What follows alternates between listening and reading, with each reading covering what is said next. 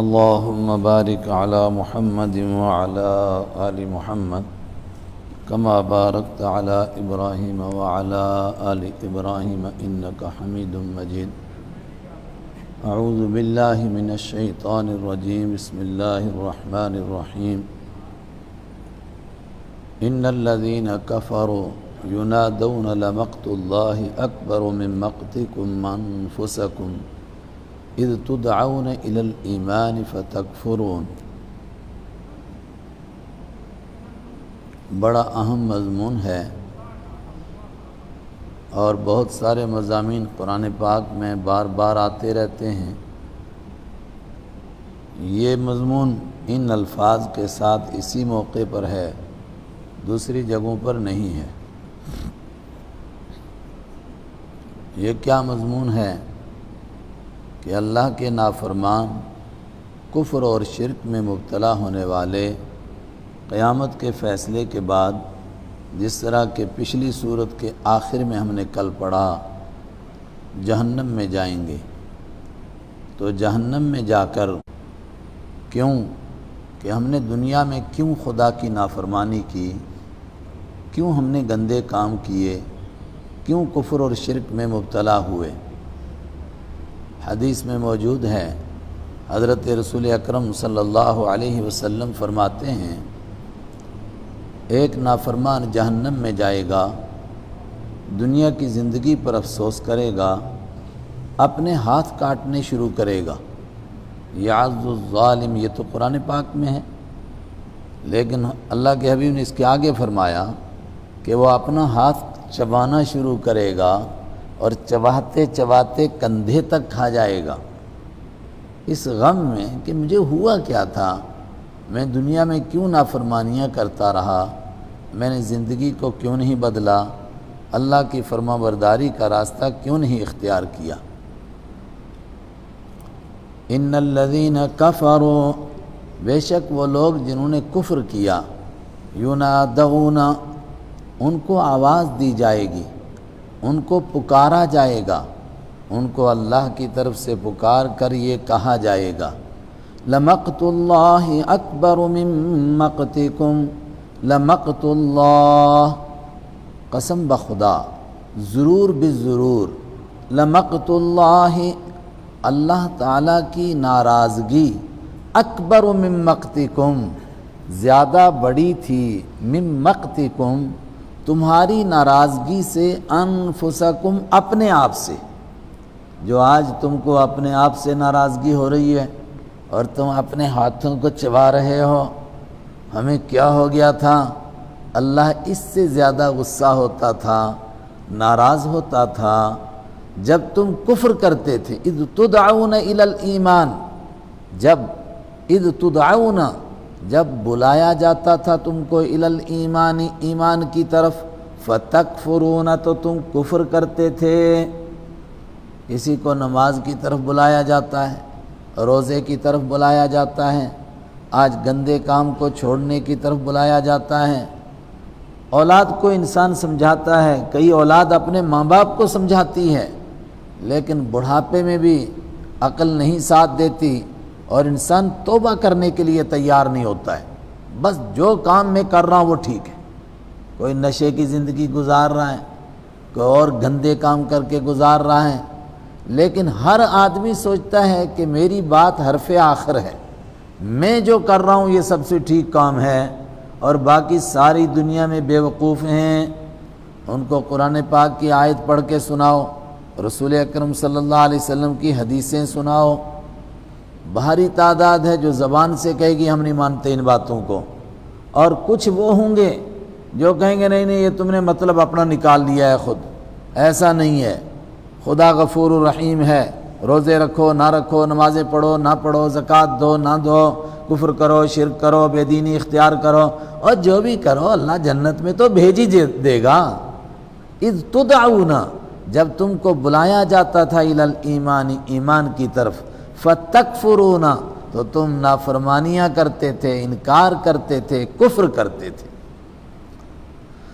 دوبارہ اس آیت کو سنیں. ان الذین، بے شک وہ لوگ، کفروا، جنہوں نے انکار کیا، اللہ کو نہیں مانا، اللہ کے حبیب کو نہیں مانا، قرآن کو نہیں مانا، آخرت کو نہیں مانا، آخرت کے حساب کتاب کو نہیں مانا، ینادون ان کو پکارا جائے گا، ان کو آواز دی جائے گی، لمقت اللہ قسم بخدا ضرور بضرور اللہ کی ناراضگی، اکبر من مقتکم تمہاری ناراضگی سے زیادہ بڑی تھی۔ تمہاری کون سی ناراضگی؟ انفسکم جو تم اپنے آپ سے ناراض ہو رہے ہو اور اپنے آپ سے بیزار ہو کر کے کوئی ہاتھوں کو چبا رہا ہے، کوئی غصے کی وجہ سے اور کچھ کہہ رہا ہے، اپنے آپ کو گالی دے رہا ہے کہ مجھے ہوا کیا تھا، میں پاگل ہو گیا تھا کیا۔ اللہ زیادہ ناراض ہوتا تھا مگر تم نہیں باز آتے تھے۔ کب؟ اذ تدعون الی الایمان جب تم کو ایمان کی طرف بلایا جاتا تھا، جب تم کو نیکیوں کی طرف بلایا جاتا تھا، جب تم کو توبہ کے لیے کہا جاتا تھا، فتکفرون تو تم کفر کرتے تھے، یعنی جب دعوت دیتے تھے تو اور زیادہ غصہ آتا تھا، جا جا بڑے مولوی دیکھے میں نے، تو آیا بڑا ڈرانے والا، اپنے آپ کو سنبھال۔ فتکفرون تو تم کفر کرتے تھے، اور زیادہ گناہوں میں مبتلا ہوتے تھے، اور زیادہ غصہ ہوتے تھے۔ فتکفرون جب دعوت دی جاتی تھی تو تب زیادہ نافرمانیاں کرتے تھے۔ اب ہمارے پاس اس کا یہی علاج ہے۔ اللہ اکبر۔ قالوا ربنا امتنا اثنتين واحييتنا اثنتين فاعترفنا بذنوبنا فهل الى خروج من سبيل۔ کوئی کہے گا ٹھیک ہے ہم نے نہیں مانا زندگی میں، نہیں توبہ کی، اے خدا اب تو مان رہے نا، اب یہاں سے نکال دے۔ قالوا وہ کہیں گے ربنا اے ہمارے رب، امتنا تو نے موت دی ہم کو، اثنتین دو مرتبہ کب موت دی؟ ایک مرتبہ جب انسان نہیں تھے اس دنیا میں، ایک قطرہ ناپاک تھے، اس سے پہلے کچھ بھی نہیں تھے، ایک وہ موت کا زمانہ تھا، اور اس کے بعد پھر پیدا ہوئے اور پھر موت آئی، تو نے ہمیں دو مرتبہ موت دی اور دو مرتبہ زندہ بھی کیا۔ دو مرتبہ کب زندہ کیا؟ ایک مرتبہ تو یہ دنیا کی زندگی ہے، اس کو ہم نے مانا تھا، ایک مرتبہ مرنے کے بعد دوبارہ زندہ ہوں گے، یہ دوسری زندگی کو ہم نہیں مانتے تھے۔ اے خدا اب مان گئے کہ دوبارہ زندگی ملی اور جنت اور جہنم کا فیصلہ ہوا۔ اے خدا جب دو مرتبہ تو نے زندگی دی، دو مرتبہ موت دی، ایک مرتبہ اور ہو جائے، پھر بھیج دے دنیا میں ایک مرتبہ، ایک چانس اور دے دے، ایک موقع اور دے دے، واپس جائیں گے دنیا میں، اب نیکیاں کر کے آئیں گے۔ پھر دیکھیں آیت کو، قالوا ربنا وہ کہیں گے اے ہمارے رب، امتنا موت دی تو نے نہ ہم کو، اثنتین دو مرتبہ، معلوم ہوا موت پہلے ہے زندگی بعد میں ہے، جینے سے پہلے مرا ہوا تھا، اس لیے پہلے موت کا تذکرہ، دو مرتبہ موت دی یعنی اس دنیا میں آنے سے پہلے مرے ہوئے تھے اور پھر اس دنیا میں آنے کے بعد ایک مرتبہ پھر مرے، دو موتیں آئیں۔ وَأَحْيَيْتَنَا اور تو نے زندگی بخشی ہم کو، اثنتین دو مرتبہ، ایک مرتبہ اس دنیا میں زندہ ہوئے، ایک مرتبہ دوبارہ ہم نہیں مانتے تھے، ہم تو سمجھے تھے کہ موت ہے اختتام زندگی، حالانکہ یہ اختتام نہیں تھا، یہ ابتدائی زندگی ہے، اصل تو اس کے بعد کی زندگی شروع ہوگی جو کبھی ختم ہی نہیں ہوگی، مگر بے وقوف سمجھتے رہے کہ یہ اختتام ہو گیا کام تمام، اور یہی سمجھتے ہیں لوگ جی پورا ہو گیا ختم، بس آگے کچھ نہیں، اصل زندگی تو اس کے بعد کی تھی جس کو نہیں مانتے تھے، یہ دوسری زندگی بھی تو نے ہمیں دی، فاعترفنا تو اب ہم مان گئے، اب میں نے ترجمہ کیا فا کا، تو ہم مان گئے، اب مان گئے ہیں، دوبارہ زندگی بھی ملی، اور جو دنیا میں ہم جرم کرتے رہے، فاعترفنا بذنوبنا اب ہم ان گناہوں کو بھی مانتے ہیں، واقعتاً ہم سے گناہ ہوئے، بڑے جرم ہو گئے، کیا ہوا ہم نہیں مانتے تھے، سمجھایا گیا، بڑوں نے سمجھایا، چھوٹوں نے سمجھایا، گھر والوں نے بھی بتایا، لیکن ہم گھر پر بھی بوجھ رہے، زمین پر بھی بوجھ بنے رہے، مان کر کے نہیں دیا، اب مانتے ہیں۔ فَهَلْ إِلَى خُرُوجٍ مِّن سَبِيلٍ تو کیا ہے، إِلَى خُرُوجٍ نکلنے کی طرف من سبیل کوئی راستہ، یہاں سے نکلنے کا کوئی راستہ ہے تو بتائیے، ایک چانس اور دے دیجئے، ایک موقع اور دے دیجئے، اب دوبارہ توبہ کر کے آئیں گے، لیکن وہاں سے کسی کو چانس نہیں ملتا ہے، وہاں سے واپسی نہیں ہوتی ہے۔ یہ آیت کی مشہور تفسیر، ایک اور طرح تفسیر بھی کی گئی، توجہ سے بات سنیے سمجھ میں آئے گی۔ اس دنیا میں آنے سے پہلے ہم کہاں تھے؟ تو ہم ایک قطرہ ناپاک تھے، اس سے پہلے کہاں تھے؟ باپ کی پشت میں تھے، ماں کی رحم میں تھے، اس سے پہلے کہاں تھے؟ اس سے پہلے کہتے ہیں عالم ارواح میں تھے، روحوں کے عالم میں تھے۔ اور قرآن پاک پر جب ہم غور کرتے ہیں تو قرآن کہتا ہے کہ ایک وقت میں ہم نے آدم کی ساری اولاد سے پوچھا کہ کیا میں تمہارا رب نہیں ہوں؟ تو سب نے کہا کہ تو ہمارا رب ہے۔ عام طور پر لوگ یوں کہہ دیتے ہیں کہ آدم علیہ السلام کی پشت سے قیامت تک پیدا ہونے والے لوگوں کو پیدا کیا گیا، لیکن قرآن میں ایسا نہیں ہے۔ قرآن میں اس طرح ہے وَإِذْ أَخَذَ رَبُّكَ مِن بَنِي آدَمَ مِن ظُهُورِهِمْ، یاد کرو جب آدم علیہ السلام سے نہیں، آدم علیہ السلام کے بیٹوں سے قیامت تک پیدا ہونے والی ساری روحوں کو پروردگار نے حاضر کیا۔ اس کا مطلب کہ سب لوگ آدم علیہ السلام سے نہیں پیدا ہوئے، جو ان سے پیدا ہونے تھے وہ ان کی پشت سے پیدا ہوئے، اور جو ان کی اولاد سے ہونے تھے وہ ان سے ہوئے، پھر ان کے بعد جو ان کی اولاد سے ہونے تھے ان کی اولاد سے ہونے تھے، یہاں تک کہ ہر آدمی اپنی باپ کے پشت سے پیدا ہوا، اور وہ آخری انسان پیدا ہوئے جو قیامت سے پہلے پیدا ہوں گے۔ ان سب کو حاضر کیا اللہ نے، اور یہ کس طرح پیدا ہوئے؟ ایک حدیث میں ہے کہ وادی نعمان میں پروردگار نے ان کو چونٹیوں کی طرح جمع کیا۔ اب کون وادی نعمان اللہ ہی جانتا ہے۔ اور پھر ان کو عقل و دانش عطا فرمائی، جتنی آج مجھے اور آپ کو عقل ہے، ایک 40 سالہ انسان کو وہ پوری عقل ان کو آئی۔ اور اس کے بعد پروردگار نے ان سے پوچھا الست بربکم، کیا میں تمہارا رب نہیں ہوں؟ قالوا بلا، سب نے کہا بے شک آپ ہمارے رب ہیں۔ یہ ایک مرتبہ پیدا ہوئے، تو یہ جو پیدا ہوئے تو پھر گئے کہاں؟ پھر ایک کولڈ سٹور میں رکھ دیے گئے۔ ساری روحیں گویا موجود ہیں اور وہ منتظر ہیں اپنی اپنی باری کی کہ ہمارا نمبر کب آئے، ہمارا نمبر کب آئے۔ تو جب جب ان کا نمبر آ رہا ہے تب تک وہ دنیا میں آ رہے ہیں۔ تو ایک طبقہ یوں بھی کہتا ہے کہ تب ایک مرتبہ پیدا کیے اور پھر وہ موت آ گئی، اس کے ایک مرتبہ وہ زندگی بھی آئی، اور وہ جو کولڈ سٹور میں رکھ دیا، سمجھانے کے لیے کہہ رہا ہوں، آج کسی چیز کو بچانا ہو تو کولڈ سٹور میں رکھ دینا، وہ جو رکھ دیا وہ گویا ان کی موت آئی، تو ایک زندگی بھی ہوئی، ایک موت بھی ہو گئی۔ اس کے بعد ہم دنیا میں آئے، یہ دوسری زندگی ہوئی، اس کے بعد یہاں سے مرے، یہ تیسری زندگی شروع، وہ مر گئے تو یہ دوسری موت ہو گئی، دو زندگیاں ہو گئیں، دو موتیں ہو گئیں۔ لیکن جو میں نے پہلے تفسیر کی وہی یاد رکھیے گا، اس لیے کہ وہ عبداللہ ابن عباس نے کی ہے، اور حضرت رسول اکرم صلی اللہ علیہ وسلم نے ان کے لیے دعا کی تھی، اے پروردگار ان کو قرآن پاک کی سمجھ عطا فرما۔ اس کا مطلب کہ جو انہوں نے تفسیر کی وہ آسان بھی ہے اور وہی زیادہ معتبر ہے۔ فَاعْتَرَفْنَا بِذُنُوبِنَا، اے خدا اب ہم گناہوں کو مانتے ہیں، تو کیا ہے کوئی راستہ یہاں سے نکلنے کا؟ ایک چانس اور دے دے، ایک مرتبہ پھر دنیا میں جانے کا موقع دے۔ آگے بڑی اہم بات، میں نے کہا نا صورتیں صورتوں کے ساتھ جڑی ہوئیں۔ پچھلی صورت کا پورے مضمون کا خلاصہ کیا تھا کہ اللہ کو تو ہر دور کے لوگ مانتے تھے مگر اکیلا ماننے کے لیے تیار نہیں تھے۔ 33 کروڑ والوں سے کہو یار چلو ایک کم کر دو، کوئی فرق نہیں ہے، 32 کروڑ 99,99,999 رکھ لو، ایک کم کر دو، مگر وہ اس کے لیے تیار نہیں۔ اگر کہتے ہیں سمجھوتا کرنا ہے تو تم کو جھکنا ہوگا، تو ہم تو ایک ہی کو مانتے ہیں تو جھکیں کیسے؟ کہتے تھوڑا سا ان کو بھی مان لو، ساتھ میں مان لو، ان کو چھوٹی حیثیت دے دو مگر کسی نہ کسی درجے میں مان لو ان کو بھی، تو اس کا نام ہے دین۔ فرمایا اگر یہ جھک گئے تو پھر پیچھے کچھ بچے گا نہیں۔ یہی بات یہاں پھر بیان کی گئی، ذالکم، تم سے کہتا ہوں یہ بات اس وجہ سے تھی، یہ جو تم گناہوں میں مبتلا ہوئے اور آج تم جہنم میں پہنچے، کیوں پہنچے؟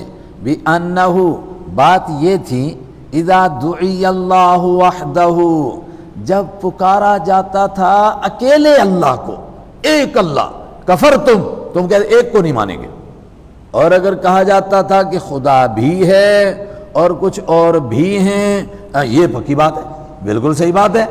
اور آج اس نام کا دوسرے انداز سے بھی شرک ہوتا ہے۔ عقل مند آدمی کہتا ہے بھائی پیسے سے روٹی ملتی ہے، بولو خدا دیتا ہے، کہتا ہے بھائی خدا دیتا ہے، اس میں کوئی دو رائے نہیں، مگر پیسے ہوں گے تبھی تو خدا بھی دے گا۔ تو جب پیسے ہوں گے تو خدا کے دینے کا کیا مطلب رہا؟ کہتے ہیں دیکھو بھائی خدا بچاتا ہے بیماریوں سے، مگر احتیاط کرو گے تبھی خدا بھی بچائے گا، ورنہ خدا نہیں بچائے گا۔ یہ آپ نے کہاں سے نکالا؟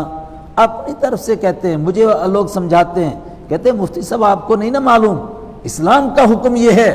ارے بابا اسلام کا حکم مجھے بتاؤ کس جگہ ہے؟ کسی آیت میں ہے؟ کسی حدیث میں ہے؟ ہم ایمان اسی کا نام ہے، ہم کو ماننا ہے کہ نفع اور نقصان کا مالک اللہ ہے، موت اور زندگی کا مالک اللہ ہے۔ ہم احتیاط کس لیے کریں گے؟ اللہ نے ہم کو احتیاط کرنے کا حکم دیا ہے، بس اللہ نے حکم دیا وہ اس لیے، اور احتیاط کرنے سے کوئی بچ جائے گا؟ کوئی نہیں بچے گا۔ جس کو اللہ نے مارنا ہے اس کو نہیں مرنا ہے۔ احتیاط کرنے سے کوئی بیماری سے بچے گا؟ بالکل نہیں۔ اور جو بے احتیاطی کرے گا وہ مر ہی جائے، یہ ضروری نہیں ہے۔ البتہ ہاں یہ کہیں گے کہ اس نے یہ نافرمانی کی، اس کو کہا تھا بھائی احتیاط کر۔ ایک گاؤں کا بندہ آیا، اونٹنی لے کر ساتھ آیا، آپ نے فرمایا اونٹنی کہاں چھوڑی؟ اس نے کہا اللہ کے بھروسے پر چھوڑ دی جنگل میں۔ فرمایا نہیں، جتنا کام تمہارا تھا اتنا کرنا چاہیے تھا تم کو۔ انہوں نے کہا کیا کرنا چاہیے تھا؟ کہا باندھ دینا تھا قلعے کے اوپر، اور اس کے بعد اللہ پر بھروسہ کرنا تھا۔ اس کا مطلب احتیاط اتنی ہی کرنی ہے جس سے دین کا حکم نہ ٹوٹ جائے، اور احتیاط کر کے کچھ گھروں میں چھپ کے نمازی چھوڑ دی، السلام علیکم، وہ پہلے نہیں پڑھتے تھے بے نمازی، اب ان کو بہانہ مل گیا بہت اچھا، اور کچھ احتیاط کر کے ایک اس کونے میں کھڑا ہو گیا، اس کونے میں کھڑا ہو گیا۔ یار نہ تو کوئی ڈاکٹر کہہ رہا ہے یہ احتیاط کرنے کے لیے، تو آپ نے پیچھے چھوڑا ہی کیا؟ اللہ کے حبیب صلی اللہ علیہ وسلم نے فرمایا کہ صفوں کی درست کی، نماز کی درست کی، اور کچھ نہ کچھ تو کرو۔ تو یہ بھی ایک شرک ہے، یہ دوسرے انداز کا شرک ہے۔ آزر نے تراشا ہے بت نیا، اور اب نئے نئے بت ہیں۔ ان تازہ خداؤں میں بڑا سب سے وطن ہے۔ آج وطن کا پجاری ہے انسان بہت بڑا، عرب تو ہم سے زیادہ پجاری ہیں۔ اسی نام کے اوپر انہوں نے خلافت عثمانیہ کو توڑا، اور ہر گاؤں والے نے کہا کہ میرا گاؤں میرا وطن ہے، میں اپنی حکومت خود کروں گا، کوئی باہر سے ٹرکش سے چل کر آئے اور ہم پر حکومت کرے۔ تو پھر کیا ہوا؟ وہ ہوا جو آپ کے سامنے، گوروں نے ہر ایک کو بانٹ کر چھوٹے چھوٹے شہر دے دیے، یہ تمہارا ملک ہے، یہ تمہارا ملک ہے، تم اس کی پوجا کرتے رہو، تو وہ کرتے رہے، تو پھر ان کے پاس کوئی سیکورٹی کا انتظام نہیں تھا، سب کے سب ان کے محتاج ہو کر کے رہ گئے۔ انہوں نے کہا ہم یہی چاہتے تھے۔ ذالکم، پھر اس آیت پر غور کرو، یہ بات اس وجہ سے ہے بِأَنَّهُ إِذَا دُعِيَ اللَّهُ، بات یہ ہے کہ جب پکارا جاتا ہے اللہ کو وحدہ، اکیلے، کفرتم، تو تم انکار کرتے تھے، اکیلے کو نہیں مانیں گے بھائی، یہ کوئی بات ہوئی؟ ایک ہی خدا، ایک ہی خدا۔ وَإِن يُشْرَكْ بِهِ، اور اگر اس کے ساتھ شرک کیا جاتا تھا تُؤْمِنُوا، تو تم ایمان لاتے تھے۔ شرک کرو تو اللہ بالکل مانتے ہیں، لیکن اگر اکیلے اللہ کو مانو تو پھر تیار نہیں ہیں۔ اور دنیا بھر کے جتنے مذہب کے لوگ ہیں سب یہی کہتے ہیں، ایک ایک کے پاس چلے جائیے، آپ ان سے پوچھئے اللہ اکیلے مالک کو مانتے ہو؟ کہتے بالکل اکیلا، اس کا کوئی شریک؟ کہتے بالکل نہیں، اس کی کوئی رنگ روپ ہے، کوئی کچھ نہیں، تو پھر یہ فوٹو کس لیے آگے رکھے ہوئے ہیں؟ کہتے دیکھو ایک بڑی طاقت ہے، اس کے پاس تھوڑے ہم جا سکتے ہیں اسی طرح۔ مگر میں نے کہا دکھ تو یہ ہے کہ یہ بات ایمان والا کہہ رہا ہے، آج ایمان والا کہہ رہا ہے۔ ایک آدمی نے دوسرے سے کہا ایک مسجد میں، ہمارے یہاں جموں میں، کہ آپ کہاں گئے تھے؟ کہتے ہیں نماز پڑھنے کے لیے۔ کہتا ہے اس سے بہتر تھا آپ تھوڑی دیر گھنٹی مار لیتے۔ وہ حیران ہو گیا، ریٹائر چیف انجینئر، چھوٹے نہیں بڑے ہوتے تھے، پڑھا لکھا آدمی۔ اس نے کہا یہاں میں نے کیا خطا کی؟ کہا تم کو معلوم نہیں ان کے پیچھے نماز نہیں ہوتی ہے؟ کہا کیوں نہیں ہوتی ہے؟ کہتا ہے یہ بد عقیدہ لوگ ہیں، اتنی عقل بھی نہیں آپ کو؟ کہا ان کے عقیدوں میں کیا بد عقیدگی آئی ہے؟ کہا یہ کہتے ہیں سب کچھ اللہ ہی سے ہوتا ہے۔ تو اس نے کہا بالکل اس کے الفاظ نے، ابھی زندہ ہے وہ، اس نے مجھے آ کر سنایا، تو کہنے لگا میں نے اس سے پوچھا کہ آپ کیا کہتے ہیں؟ کہتا ہے میں کہتا ہوں اگر صرف اللہ ہی سے ہوتا ہے تو پھر یہ زیارتیں مٹی کا ڈھیر ہیں، کس لیے بنائی ہیں یہ قبریں؟ وہ تیرے باپ نے بنائی ہیں، کیا خدا نے بنانے کے لیے کہا تھا تجھے؟ قبریں بناؤ اور مجاور بنو اور قبروں کے اوپر بیٹھ جاؤ، اگر کوئی سب سے بڑا ولی ہوتا تو اللہ کے نبی کے بعد ابو بکر ولی ہوتے نا، تو ابو بکر کی قبر کے اوپر کون بیٹھا، کتنے بکرے چڑھے وہاں پر، حضرت عمر کی قبر پر کتنے بکرے چڑھے، حضرت علی کی قبر پر کتنے چڑھے، حضرت عثمان کی قبر پر اتنے بڑے بڑے صحابہ. تو کیا یہ اللہ کے دین نے یہ طریقہ بتایا؟ یہ اس طبقے نے نکالا جو مندر کو چھوڑ کر آیا، مگر ان کو وہاں یاد آ رہی تھی مسجد میں آ کر چڑھاوے کی، انہوں نے وہ ڈپارٹمنٹ یہاں شروع کر دیا. انہوں نے کہا کہ بھئی پیسے کے بغیر نہیں کام چلے گا، وہی برہمن زادے. انہوں نے کہا نہیں بھئی مراببی کہ برہمن زدیم، اقبال کہتا ہے برہمن زادے ہیں، وہاں سے کچھ نہ کچھ تو ہم لے کر آئے ہیں نا، تو وہاں جو چڑھاوے چڑھتے تھے وہ کھانے کے لیے ڈپارٹمنٹ دوسرا شروع کر دیا. اب بالکل یہ الفاظ میں نے نقل کیے ایک مولوی صاحب کے، ابھی جس نے مجھ کو سنایا وہ بھی زندہ ہے، وہ کتاب لینے گیا تھا ان کے پاس تو وہ ٹال رہا تھا اس کو، تو اس نے کہا اچھا آپ نماز پڑھنے جا رہے ہو واپس مجھے آنا. کہتا ہے میں واپس گیا، اس نے کہا کہ یہ مفتی عنایت اللہ، اس کے پیچھے نماز پڑھنے سے تو اچھا تھا آپ کو گھنٹی مارنی تھی. تو اور یہ وہ طبقہ ہے آج حرم میں نماز نہیں پڑھتا ہے. اللہ آپ کو لے جائے، آپ جب نماز کے لیے اندر جا رہے ہوں گے اندر سے باہر بھاگ رہا ہوگا. کیا وہ منظر ہے، کیا ان کی مت ماری گئی ہے. اور یہ چند لوگ ہیں ان کے ملا جو ان کو بے وقوف بنا رہے ہیں اپنی جیبوں کو بھرنے کے لیے. عام عوام کا یہ سوچ نہیں ہے، مگر عوام بے وقوف بن رہی ہے، ان کو عقل ہی نہیں، وہ ان کے پیچھے دوڑ رہے ہیں، ان کو معلوم ہی نہیں، اور وہ چند ٹکوں کے لیے سب کچھ بیچ گئے ہیں. ذالکم، تم سے کہتا ہوں یہ بات اس وجہ سے ہے، بِأَنَّهُ إِذَا دُعِيَ اللَّهُ، بات یہ ہے کہ جب پکارا جاتا تھا اللہ کو وحدہ اکیلے، کفرتم، تو تم کفر کرتے تھے، وَإِن يُشْرَكْ بِهِ، اور اگر شرک کیا جاتا تھا اللہ کے ساتھ تُؤْمِنُوا، تو تم ایمان لاتے تھے.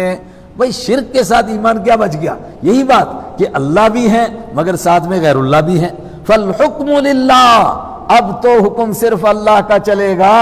اب تم اللہ کے ساتھ شریک ٹھہراتے رہے، مکہ کے مشرک لات کو، عزا کو، حبل کو، اب کرو ان سے مانگو، ان سے بولو یہاں سے نکالو ہمیں جہنم سے، اب کوئی نہیں نکال سکتا ہے. فالحکم، تو آج فیصلہ ہے للہ، اللہ ہی کے لیے، العلی جو بلند ہے، الکبیری جو بہت بڑا ہے، وہ اللہ ہی فیصلہ کرے گا، اسی کا فیصلہ یہاں چلے گا. هو الذی یریکم آیاتہ وینزل لکم من السماء رزقا، هو الذی، وہی تو ہے، الذی جو، یری دکھاتا ہے، تم کو آیاتہ اپنی قدرت کی نشانیاں. اتنی نشانیاں زمین کے اندر اللہ نے اپنی توحید کی پھیلائی. ان سے پوچھو بارش کون برساتا ہے، کہتے ہیں اللہ.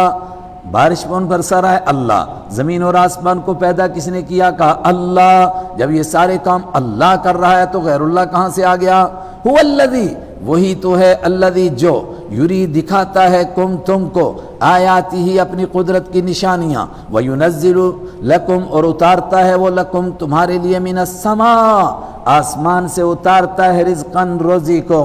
روزی کے فیصلے آسمان سے ہوتے ہیں، یا یہ مطلب کہ بارش کو وہ آسمان کی طرف سے بادلوں سے برساتا ہے، اللہ ہی برساتا ہے، کوئی غیر اللہ نہیں برسا سکتا ہے. وما یتذکر الا من ینیب، اور نہیں نصیحت حاصل کرتا ہے الا مگر وہ شخص، ینیب جو اللہ کی طرف متوجہ ہوتا ہے. اور جو بھاری طبقہ نہیں مان رہا ہے، کیوں نہیں مان رہا ہے؟ توجہ ہی نہیں کر رہا اللہ کی طرف، بات کو سمجھنا ہی نہیں چاہتا ہے. یار اپنی جگہ بیٹھ کر قرآن پاک پڑھو، آپ خود ہی فیصلہ کرو، مگر پڑھنا ہی نہیں چاہتا ہے. فادعوا اللہ، اے ایمان والو، ادعو، اب سنو توحید کیا ہے، تم پکارو اللہ کو، مخلصین لہ الدین، خالص کر کے، لہو اسی کے لیے، الدین عبادت کو، خالص کرو عبادت کو اللہ کے لیے، کسی کو اس میں شریک نہ رکھو. اگر ذرا سا شریک رکھو گے یہ بھی شرک ہو جائے گا، اور جو اوپر بیان ہوا وہ فیصلہ پھر تمہارے لیے ہو جائے گا. فادعوا اللہ، تو دعا کرو تم اللہ سے، مخلصین، خالص کرتے ہوئے، لہو اسی کے لیے، الدین عبادت کو، ولو کرہ الکافرون، اگرچہ کافروں کو ناپسند ہو. اکیلے اللہ کی عبادت کریں گے تو کیا یہ چڑیں گے؟ نہیں، بہت چڑیں گے، بہت جلیں گے. بھئی ایک دو کو نہیں، ایسا لگتا ہے کہ بھنڈار ہے خداؤں کا، تو اتنوں کو چھوڑ کے آپ کہتے کوئی ہے ہی نہیں، بس ایک ہے، پہلے لا اور اس کے بعد اللہ، تو وہ چڑیں گے نہیں کیا؟ وہ ضرور چڑیں گے. ان کو غصہ آئے گا، کہا یہ چڑیں، یہ جلیں، یہ مریں، کچھ بھی کریں، فدعوا اللہ، اے ایمان والو تم پکارو اللہ کو، مخلصین، خالص کرتے ہوئے لہو، اسی کے لیے الدین، عبادت کو، ولو کریہ الکافرون، اگرچہ کافر بہت زیادہ چڑھیں گے، اور بہت چڑھنے چاہیے، کیونکہ یہ تو ان کی سوچ کے خلاف ہے۔ کیوں؟ رفیع الدرجات ذو العرش یلقی الروح، اس لیے کہ ہوا پوشیدہ ہے، وہ اللہ ہی تو ہے رفیع الدرجات، جو بلند درجوں والا ہے، بلند مقامات و مرتبے والا ہے، رفیع الدرجات، بلند درجوں والا، ذو العرش، عرش کا مالک ہے، یلقی الروح، وہ بھیجتا ہے روح کو بھیجتا ہے، من امرہ، اپنے حکم سے، علی من یشاء، جس پر چاہتا ہے، من عبادہ، اپنے بندوں میں سے، تو اپنے بندوں میں سے جن پر چاہتا ہے ان پر روح کو بھیجتا ہے۔ تو روح کیا چیز ہو سکتی ہے جو بندوں پر بھیجتا ہے؟ بولیے، وحی کو بھیجتا ہے۔ لیکن وحی کو روح کیوں کہا گیا؟ یہ قرآن پاک میں جگہ جگہ وحی کو روح کہا گیا۔ کیوں؟ انسان دو طریقے سے زندہ ہوتا ہے، دو طریقے سے مرتا ہے۔ ایک جسمانی اعتبار سے زندہ ہوتا ہے، اس زندگی کے لیے بھی روح کی ضرورت ہے، اور ایک روحانی طور پر زندہ ہوتا ہے، اس کے لیے بھی روح کی ضرورت ہے۔ اس زندگی کے لیے جان کی ضرورت ہے، تو پھر روحانی طور پر آدمی کیسا زندہ ہوگا؟ اس کے لیے قرآن کی ضرورت ہے، اس کو بھی اللہ بھیجتا ہے، اس لیے قرآن پاک کو روح کہا گیا۔ اور جس کی یہ آتما مر جاتی ہے، روح نکلتی ہے، یعنی ایمان باقی نہیں رہتا، اس کو بھی قرآن پاک نے کہا وہ مردہ ہے۔ اومن کان میتا فاحییناہ، مکہ کے کافروں کو کہا یہ مردے نہیں تھے تو ہم نے ان کو زندہ کیا۔ دوبارہ سنو، رفیع الدرجات، وہ بلند درجوں والا ہے، ذو العرش، عرش کا مالک ہے، یلقی الروح، وہ بھیجتا ہے روح کو، یعنی وحی کو، من امرہ، اپنے حکم سے، علی من یشاء، جس پر چاہتا ہے، من عبادہ، اپنے بندوں میں سے۔ اور کس لیے وحی بھیجتا ہے؟ وحی بھیجنے کا مقصد ہی کیا ہے؟ لینذر یوم الطلاق، تاکہ وہ ڈرائیں بندوں کو یوم الطلاق، طلاق کے دن سے۔ اور یہ طلاق تے کے ساتھ ہے، توئے کے ساتھ نہیں ہے۔ توئے کے ساتھ طلاق تو وہ ہوتی ہے وہ جو ڈائیورس، لیکن یہ طلاق ہے تے کے ساتھ، اس کے معنی ملاقات۔ اس دن سے ڈرائیں جس دن ملاقات ہو جائے گی۔ آئے ہائے، بندے اللہ سے ملیں گے، جانا پڑے گا اس کی بارگاہ میں، ملاقات ہو جائے گی۔ اس دن سے ڈرائیں کہ لوگوں تم سمجھ رہے ہو ہم بڑے ہو رہے ہیں، بڑے نہیں ہو رہے ہیں، تم اللہ کی ملاقات کے قریب ہوتے جا رہے ہو، قریب ہوتے جا رہے ہو۔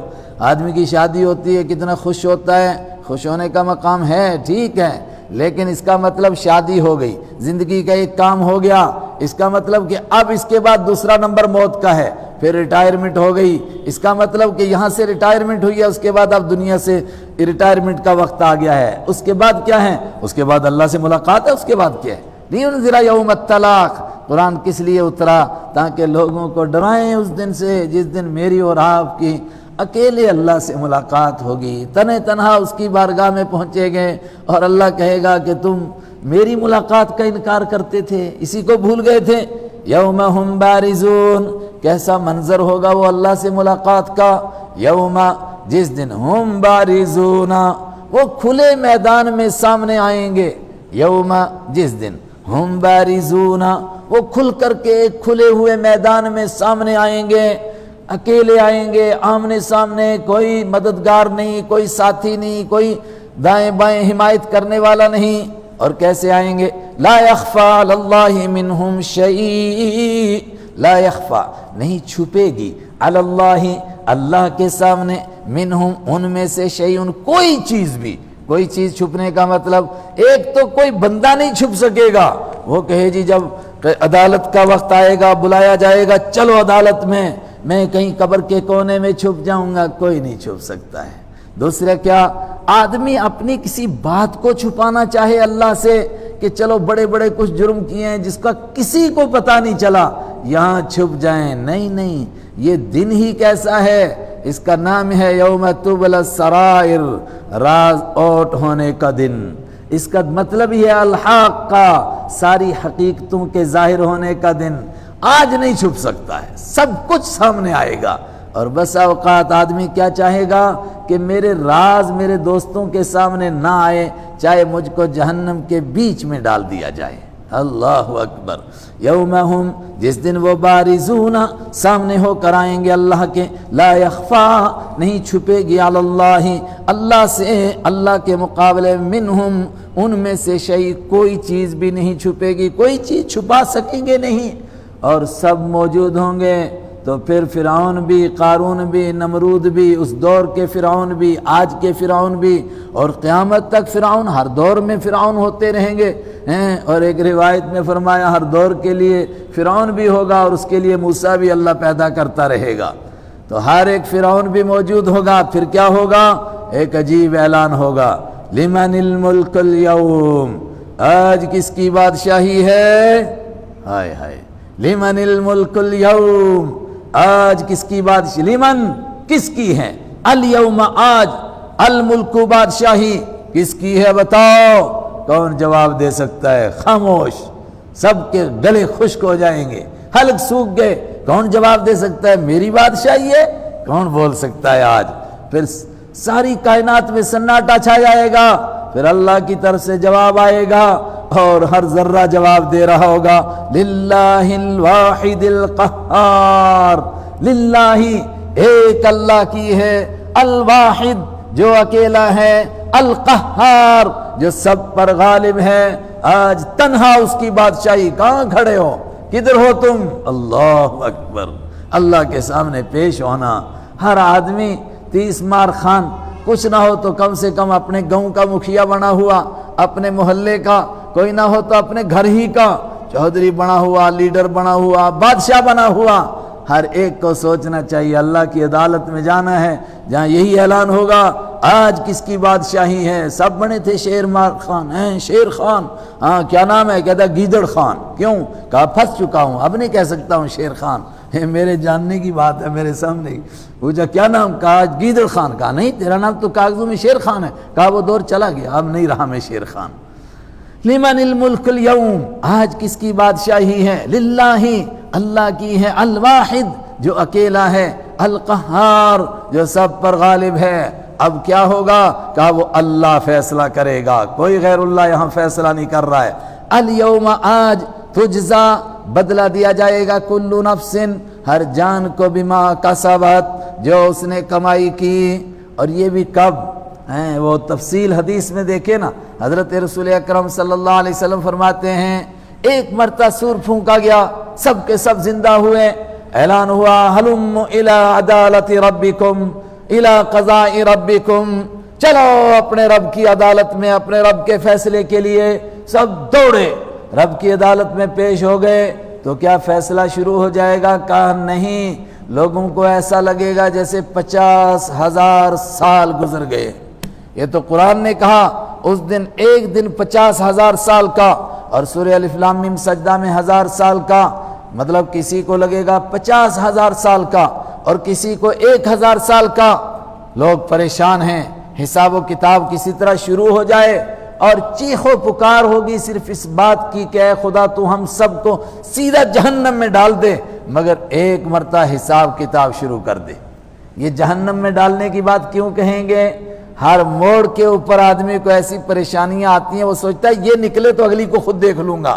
موت کے وقت میں آدمی زندگی سے پریشان ہوتا ہے، کہتا ہے موت آئے مر جاؤں، جان چھوٹے، اور جب موت آتی ہے تو پھر زندگی کو بھول جاتا ہے۔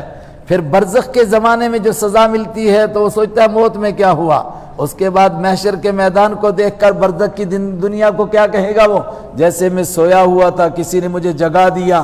اور برزخ کے زمانے میں اتنی پریشانیاں، سوچتے ہیں کہ کسی طرح فیصلہ ہو جائے، اور پھر سارے لوگ آدم علیہ السلام کے پاس اور پھر نوح علیہ السلام کے پاس، وہ روایت آپ کے ذہن میں ہوگی، اور ہر ایک کہتا جائے گا کہ یہ کام میں نہیں کر سکتا ہوں۔ آخر میں حضرت عیسیٰ علیہ السلام کے پاس آئیں گے اور عیسیٰ علیہ السلام کہیں گے کہ آج اگر خدا کے ہاں سفارش ہو کہ حساب کتاب شروع ہو جائے، وہ کوئی دوسرا کر ہی نہیں سکتا، وہ صرف حضرت رحمت عالم صلی اللہ علیہ وسلم کر سکتے ہیں۔ بخاری کی حدیث ہے، ان سے پوچھا جائے گا کیوں؟ کہا وہ تنہا ایسے ہیں جن کے لیے اللہ نے فرمایا یغفر اللہ لک ما تقدم من ذنبک وما تأخر، آپ کی خطا ہو ہی نہیں سکتی، لیکن اگر پچھلی ہے تو وہ بھی معاف، اور اگر آئندہ کوئی ہو جائے تو وہ بھی معاف۔ حضرت عیسیٰ علیہ السلام فرمائیں گے کہ آپ کے لیے یہ مزدہ ہے، یہ خوشخبری ہے کہ اگر خطا ہو جائے تب بھی معاف۔ اگر یہاں کوئی گستاخی ہو گئی ہم سے تو کیا ہوگا؟ ہاں، اگر آپ سے پہلے کہہ دیا کہ آپ کے لیے ہے ہی معاف، تاکہ آپ کو ذرا بھی جھجک نہ ہو کہ کہیں میرے سے کوئی گستاخی اگر بالفرض ہو جائے، ہو نہیں سکتی ہے، لیکن پہلے کہہ دیا گیا معاف، فرمایا آپ ہی پھر اٹھیں گے۔ اور آپ فرماتے ہیں پھر میں سجدہ کروں گا، اللہ میرے دل میں ڈالے گا، اس وقت میں کیا کیا اللہ کی حمد کروں گا وہ ابھی میں جانتا ہی نہیں ہوں، میں ایسی حمد کروں گا کہ اللہ کو ترس آ جائے گا، اور پروردگار فرمائے گا ارفع راسک، تیرے آنسو دیکھے نہیں جاتے، اب سر اٹھا، اشفع تشفع، اب تو سفارش کر، تیری سفارش قبول کی جائے گی، تو کیا کہنا چاہتا ہے؟ تو پھر میں کہوں گا کہ انسانیت کا، کائنات کا حساب کتاب شروع ہو جائے۔ اب حساب کتاب شروع ہوا۔ قرآن کبھی اس طرح بیان کرتا، ہم کو لگتا ہے بس ادھر مرے ادھر قبر میں گئے، 2-4 دن کے بعد محشر لگا، اس کے بعد حساب کتاب ہوا، جنت اور جہنم کا فیصلہ ہو گیا۔ نہیں نہیں، اب حساب کتاب شروع ہوا تو پہلا اعلان، الیوم تجزا کل نفس بما کسبت، الیوم آج تجزا بدلہ دیا جائے گا، کل نفس ہر ایک جان کو، بما کسبت جو اس نے کمائی کی۔ اور دوسرا اعلان، لا ظلم الیوم، ہر آدمی کو اس کی کمائی کا بدلہ ملے گا، آج کوئی ظلم نہیں ہوگا۔ لا ظلم الیوم، آج کوئی ظلم نہیں، کسی پر ظلم نہیں۔ ان اللہ سریع الحساب، بے شک اللہ تعالیٰ جلد حساب لینے والا ہے۔ وَأَنذِرْهُمْ يَوْمَ الْعَازِفَةِ، اب میں نے عرض کیا اس طرح کہ قبر کا ایک زمانہ، محشر کا ایک زمانہ، اور اس کے بعد پتہ نہیں کب حساب کتاب کا نمبر آئے، تو ہمارے ذہن میں بھی آئے گا کہ ابھی تو بڑا زمانہ ہے، ابھی تو قیامت آنے میں بہت بڑا زمانہ ہے۔ تو قیامت تو ان پر آئے گی جو اس وقت میں زندہ ہوں گے، میں اور آپ جب موت سے دوچار ہوں گے تو ہماری تو قیامت ہو گئی نا۔ اور پھر قیامت میں کتنے دن رہ گئے ہیں، وقت کتنا رہتا ہے؟ کل کہہ رہے تھے روزے آئے روزے آئے روزے آئے، آج آدھے سے زیادہ چلے گئے اور آدھے سے کم باقی رہ گئے۔ اس لیے کہا گیا قیامت قریب آ لگی ہے، انذرہم، اے میرے حبیب ڈرائیے ان کو، یوم الآزفہ، قریب آنے والی کے دن سے، وہ گھڑی جو قریب آ لگی ہے، سر پر آ پہنچی ہے، کچھ وقت باقی نہیں بچا ہے، کیا تیاری کی ہے؟ ایک نے آ کر پوچھا آپ سے، صحابہ میں سے، اے اللہ کے حبیب صلی اللہ علیہ وسلم، آپ بتائیے قیامت میں کتنے دن رہ گئے ہیں؟ آپ نے فرمایا کیا تیاری کی تو نے قیامت کی؟ انہوں نے کہا کچھ نہیں، صرف آپ سے محبت کرتا ہوں، اللہ سے محبت کرتا ہوں، کوشش کرتا ہوں کہ جو آپ کام کریں میں بھی وہی کام کروں۔ فرمایا تیرے لیے کافی ہے، تو جس سے محبت کرتا ہے قیامت کے دن اسی کے ساتھ ہوگا۔ اصل تو مسئلہ تیاری کا ہے، کس نے کتنی تیاری کی ہے، اس کے اعتبار سے قیامت قریب آ لگی۔ وَأَنذِرْهُمْ، اور آگاہ کیجئے ان کو، یوم الآزفہ، قریب آنے والی کے دن سے۔ کسی کی عمر 100 سال ہے تو 100 سال کیا گزرتے ہوئے وقت لگتا ہے؟ جب 100 سال کے بوڑھے کو دیکھو موت آئے تو اس وقت میں اس کو ایسا لگتا ہے یہ کل کی بات ہے، کل پرسوں کی بات ہے کہ میں اسکول جانے کے لائق ہوا اور میں یہ کر رہا تھا بچپن میں۔ اس کو یہ ساری زندگی ایک دن معلوم ہوتی ہے، اور اللہ نے پہلے دن ہی کہا یہ ساری زندگی ایک دن، اس کے بعد آئے گا کل۔ اذ القلوب لدى الحناجر، کون ہے قیامت کا دن؟ اذ القلوب، جب دل، لدى الحناجر، حنجرہ کے پاس پہنچ جائیں گے، دل کلیجے منہ کو آ جائیں گے۔ اردو کا محاورہ ہے کلیجے پھٹ کر کے منہ کو آنے کو ہیں، اس قدر آدمی ڈر رہا ہے، غم زدہ ہے، لگے گا کہ دل پھٹے گا اور منہ کے راستے باہر آ جائے گا۔ اور قرآن نے کہا آ جائے گا کیا؟ وہ حنجرے تک پہنچ جائیں گے، یہ گول ہڈی یہاں تک، حنجرہ، حناجر اسی کی جمع۔ اذ القلوب، جب دل، لدى الحناجر، حنجرہ کے پاس، حلق تک پہنچ جائیں گے۔ اور اردو محاورے میں کہیے کلیجے منہ کو آئیں گے، کاظمین، اس حال میں کہ لوگ غم سے گھٹ رہے ہوں گے، ما للظالمین من حمیم، اب کیا ہوگا؟ اب ظالموں کے لیے من حمیم، کوئی گرم جوش دوست نہیں ہوگا۔ ہائے ہائے، کوئی کہے کوئی دوست کام آ جائے، کسی دوست کو غیرت آئے یار میرے دوست کی پٹائی ہو رہی ہے ہی نہیں، ما للظالمین، نہیں ہے ظالموں کے لیے من حمیم، کوئی گرم جوش دوست۔ ابھی حمیم پیچھے گزرا تھا ابلتا ہوا پانی، اور یہاں بھی اسی کے معنی میں وہ جو دوست جس کے نا غصہ کھول جاتا ہے کہ میرے دوست کی پٹائی ہو رہی ہے ہی کوئی نہیں۔ ما للظالمین، نہیں ہے ظالموں کے لیے من حمیم، کوئی گرم جوش دوست۔ ولا شفیع، اور نہیں ہے کوئی سفارشی یطاع جس کی بات کو مانا جائے، کوئی نہیں جو ظالموں کو چھڑا سکے، ظالموں کے لیے کوئی سفارش کرنے والا نہیں۔ یعلم خائنۃ الاعین، اور کس کی عدالت میں کھڑے ہیں؟ ایک گواہ موجود ہیں، اپنے گواہ موجود ہیں۔ سب سے بڑی بات یہ ہے کہ جج کو خود سب کچھ معلوم ہے۔ وہ کتنا معلوم ہے؟ انسان کے جسم میں، پورے باڈی میں دو چیزیں ہیں کہ جو لوگوں سے چیزوں کو چھپا سکتی ہیں۔ ایک آنکھ ہے کہ کدھر ماری، کدھر اشارہ کیا، لوگوں کو نہ پتہ چلے۔ فارسی والے کسی بیوقوف نے کہا تھا، میان عاشق معشوق رمزیست، کرامن کاتبین ہم خبر نیست۔ وہ جو کرامن کاتبین ہیں، ایک نیکی لکھنے والا، ایک گناہ لکھنے والا، کہا عاشق اور معشوق ایسے اشارے بھی کر دیتے ہیں، ان کو بھی نہیں پتہ چلتا بھئی کیا کہہ رہا تھا یہ، وہ اس سے پوچھتا، وہ اس سے پوچھتا، پتہ ہی نہیں چلا۔ میں نے کہا کسی بیوقوف نے کہا، اس لیے کہ کرامن کاتبین سے کوئی بات چھپتی نہیں ہے۔ حدیث میں ہے، پوچھا گیا کہ کیسے پتہ چلتا ہے نیکی والے کو؟ کہا نیکی کرنے سے خوشبو پھوٹتی ہے، وہ سمجھ جاتا ہے نیکی ہو گئی، اور برائی کرتا ہے تو ایک بدبو پھیلتی ہے، اور کبھی اس بدبو کو انسان محسوس کرتے ہیں۔ غزوہ تبوک سے آپ واپس آ رہے تھے، اچانک ایک مرتبہ بہت سخت قسم کی بدبو آئی، حدیث میں موجود ہیں۔ صحابہ پریشان ہوئے، کہاں سے بدبو آئی؟ فرمایا ایک منافق ایک ایمان والے کو گالیاں دے رہا تھا، اس کی برائیاں کر رہا تھا، اس کی بات کی بدبو تم محسوس کر رہے ہو۔ ایک اور مقام پر پہنچے اور خطرناک بدبو آئی، عرض کیا یہ کیا ہوا؟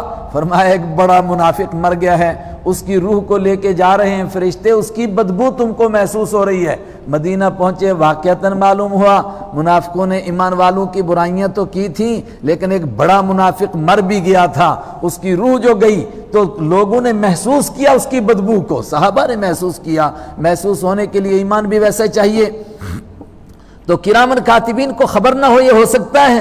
اور کرامن کاتبین کیا کریں گے؟ اللہ نے فیصلہ کرنا ہے، اور اللہ کی شان کیا ہے؟ میں نے کہا انسان کی باڈی میں دو چیزیں ہیں جو چھپا سکتی ہیں، ایک آنکھ چھپا سکتی ہے، دوسرے دل چھپا سکتا ہے۔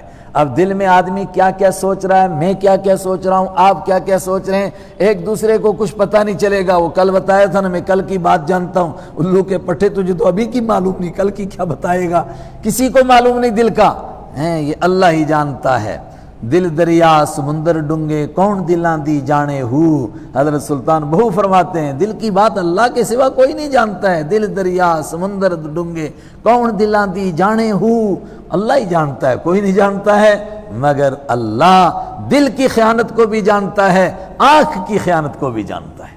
دل کیا سوچ رہا ہے اس کو وہ جانتا ہے، آنکھ کیا کیا اشارے کر رہی ہے اس کو وہ جانتا ہے، کس کی عدالت میں کھڑا ہے، کہاں پیش ہوا ہے تم۔ اللہ اکبر، کیا منظر ہے یہ عدالت کا۔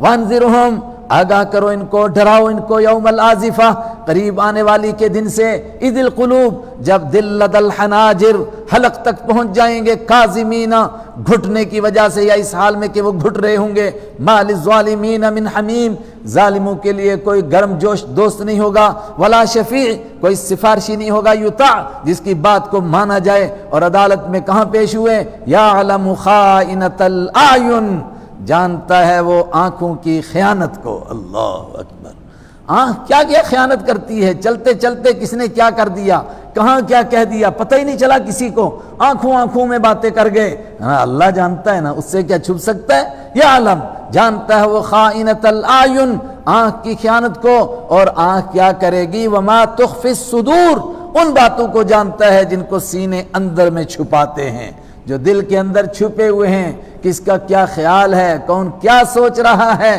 وہ بھی اللہ سے چھپتا نہیں ہے۔ اللہ چاہتا ہے تو اپنے بندوں کو بتا دیتا ہے۔ حضرت رحمت عالم صلی اللہ علیہ وسلم کے پاس مکہ سے بندہ آیا سفر کر کے، اور ہاتھ میں تلوار بھی ہے۔ حضرت عمر رضی اللہ تعالیٰ عنہ نے دیکھا تو تاڑ گئے کہ اس کی نیت ٹھیک نہیں ہے، ایک دم جست لگائی اور اس کی تلوار پکڑ لی، اور ادھر سے پکڑ لیا گریبان اور سیدھا حضور کے پاس لے کر بٹھا دیا۔ کہا اس کی نیت ٹھیک نہیں لگ رہی ہے، یہ مکہ کا کافر آیا ہے، کوئی چکر ضرور ہے، غزوہ بدر پیش آ چکا ہے، یہ اس کے بعد کی بات ہے۔ آپ نے پوچھا کیسے آنا ہوا، اتنا لمبا سفر کر کے تشریف لائے؟ کہا آپ کو معلوم ہے میرا بیٹا گرفتار ہے، اس کی رہائی کے لیے بات کرنے آیا ہوں، اگر کوئی جرمانہ وغیرہ لیں تو اس کو چھوڑ دیں۔ تو میں اسی کی پیشکش کے لیے آیا ہوں۔ آپ نے فرمایا جرمانہ تو آپ دیں گے، یہ تو ٹھیک ہے آپ کا، مگر وہ جو حتیم میں بیٹھ کر آپ نے اور صفوان نے پلان بنایا تھا اس کا کیا ہوا؟ کہا وہ کون سا پلان؟ کہا وہ جو کہا تھا کہ تیری بیوی بچوں کا خیال میں رکھوں گا، تیرے قرضے میں ادا کروں گا، اور تو کسی طریقے سے محمد عربی صلی اللہ علیہ وسلم کا کام کر دیں۔ اس نے کہا اشہد ان لا الہ الا اللہ واشہد ان محمد الرسول اللہ۔ عربوں کی خاص صفات ہیں، ان میں سے ایک صفت ہے راز رکھنا۔ کہا کسی شخص کو یہ راز معلوم نہیں، میں اور صفوان اکیلے بیٹھے تھے حتیم میں جو خانہ کعبہ کے پاس ہے، آپس میں مشورے کر رہے تھے اور تبصرے کر رہے تھے کہ یار کیا ہوا، بدر میں سارے بڑے سردار مر گئے، اب کیا کریں؟ تو وہ کہہ رہا تھا یار جینے کا کوئی مزہ ہی نہیں رہا۔ تو میں نے کہا کہ جینے کا مزہ تو میں دلا دیتا، اے کاش میرے بیوی بچوں کا بوجھ نہ ہوتا اور مجھے کچھ قرضہ نہ دینا ہوتا۔ میں نے صفوان نے پوچھا کیا مسئلہ ہے؟ کہا قرضہ بہت ہے، بچے بہت ہیں۔ اس نے کہا تیرے بچوں کا سارا خرچہ میرے ذمے ہے۔ آپ کہیں گے کہ وہ سوچے گا جھوٹ بول دے گا کل بدماش، نہیں عرب ایسا نہیں کرتے تھے، ان کی بات پتھر کی لکیر تھی۔ اس نے کہہ دیا تیرے بیوی بچے میرے ذمے، تو اس کا مطلب ہو گئے ذمے، یہ ہو ہی نہیں سکتا کہ وہ دھوکہ دے دے۔ اور اس نے کہا تیرا قرضہ کتنا کتنا؟ کہا یہ اس نے کہا سب میرے ذمے، اب بول تو کیا کر سکتا ہے؟ تو کہتا تھا یہ کوئی کر لے تو میں کر لوں گا۔ اس نے کہا میں ان کا کام خود تمام کر دوں گا۔ کہا کیسے کرے گا؟ کہا میں تلوار کو زہر میں بجھاؤں گا، اگر ایک چونچ بھی لگے گی ان کا کام ہو جائے گا۔ مجھے کوئی اب زندگی کی تڑپ تو رہی نہیں، تو میں کسی طرح ان کے پاس پہنچوں گا، کسی طرح ایک تلوار لگ گئی تو کام ہو گیا، اس کے بعد وہ مجھے مار دیں گے، کوئی فرق نہیں پڑتا۔ اس نے کہا تو یہ کام کر۔ اب جو حضرت عمر نے دیکھا اس کو پکڑ لیا۔ اللہ کے پیارے نبی صلی اللہ علیہ وسلم نے یہ ساری باتیں اس کو بتائیں۔ اس نے کہا یہ راز تو میرے اور صفوان کے سوا میری بیوی نہیں جانتی، میرے بچے نہیں جانتے، کسی شخص کو نہیں معلوم ہے، آپ کو کیسے پتہ چل گیا؟ اس کا مطلب آپ اللہ کے سچے نبی ہیں، اللہ نے آپ کو بتایا ہے، اور اللہ نے ان کو بھی ایمان نصیب کیا، ان کے بیٹے کو بھی ایمان نصیب کیا۔ آپ نے فرمایا ان کے بیٹے کو رہا کر دو اور ان کو دین سکھاؤ۔ انہوں نے دین سیکھا اور غزوہ بدر کے واقعے میں موجود ہیں۔ اس نے کہا مجھے اجازت دیجئے واپس مکہ جاؤں گا، جیسے میں پہلے کفر کے لیے محنت کرتا تھا اس طرح ایمان کے لیے محنت کروں گا۔ لیکن آپ نے فرمایا بس صرف دعوت ہی دینی ہے، محنت ہی کرنا ہے، کسی کو ستانا مقصود نہیں ہے۔ جاؤ اگر کر سکتے ہو محنت کرو محنت، اور فتح مکہ تک رہے اور دین کے لیے محنت کرتے رہے، اور بڑے طبقے کو ان کے ذریعے سے ایمان نصیب ہوا۔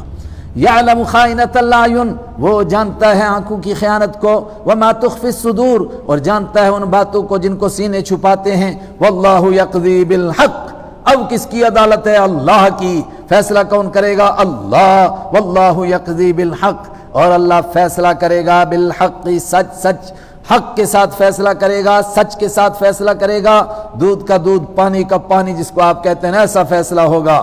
اور وہ جو ہم نے دوسرے بنائے تھے 33 کروڑ اور کتنے وہ نہیں کچھ کریں گے کیا یہاں؟ والذین یدعون من دونہ، اور وہ جن کو لوگ پکارتے تھے من دونہ، اللہ کے سوا، لا یقضون بشیء، وہ تو کچھ بھی فیصلہ نہیں کریں گے۔ لوگ کس کو پکارتے تھے؟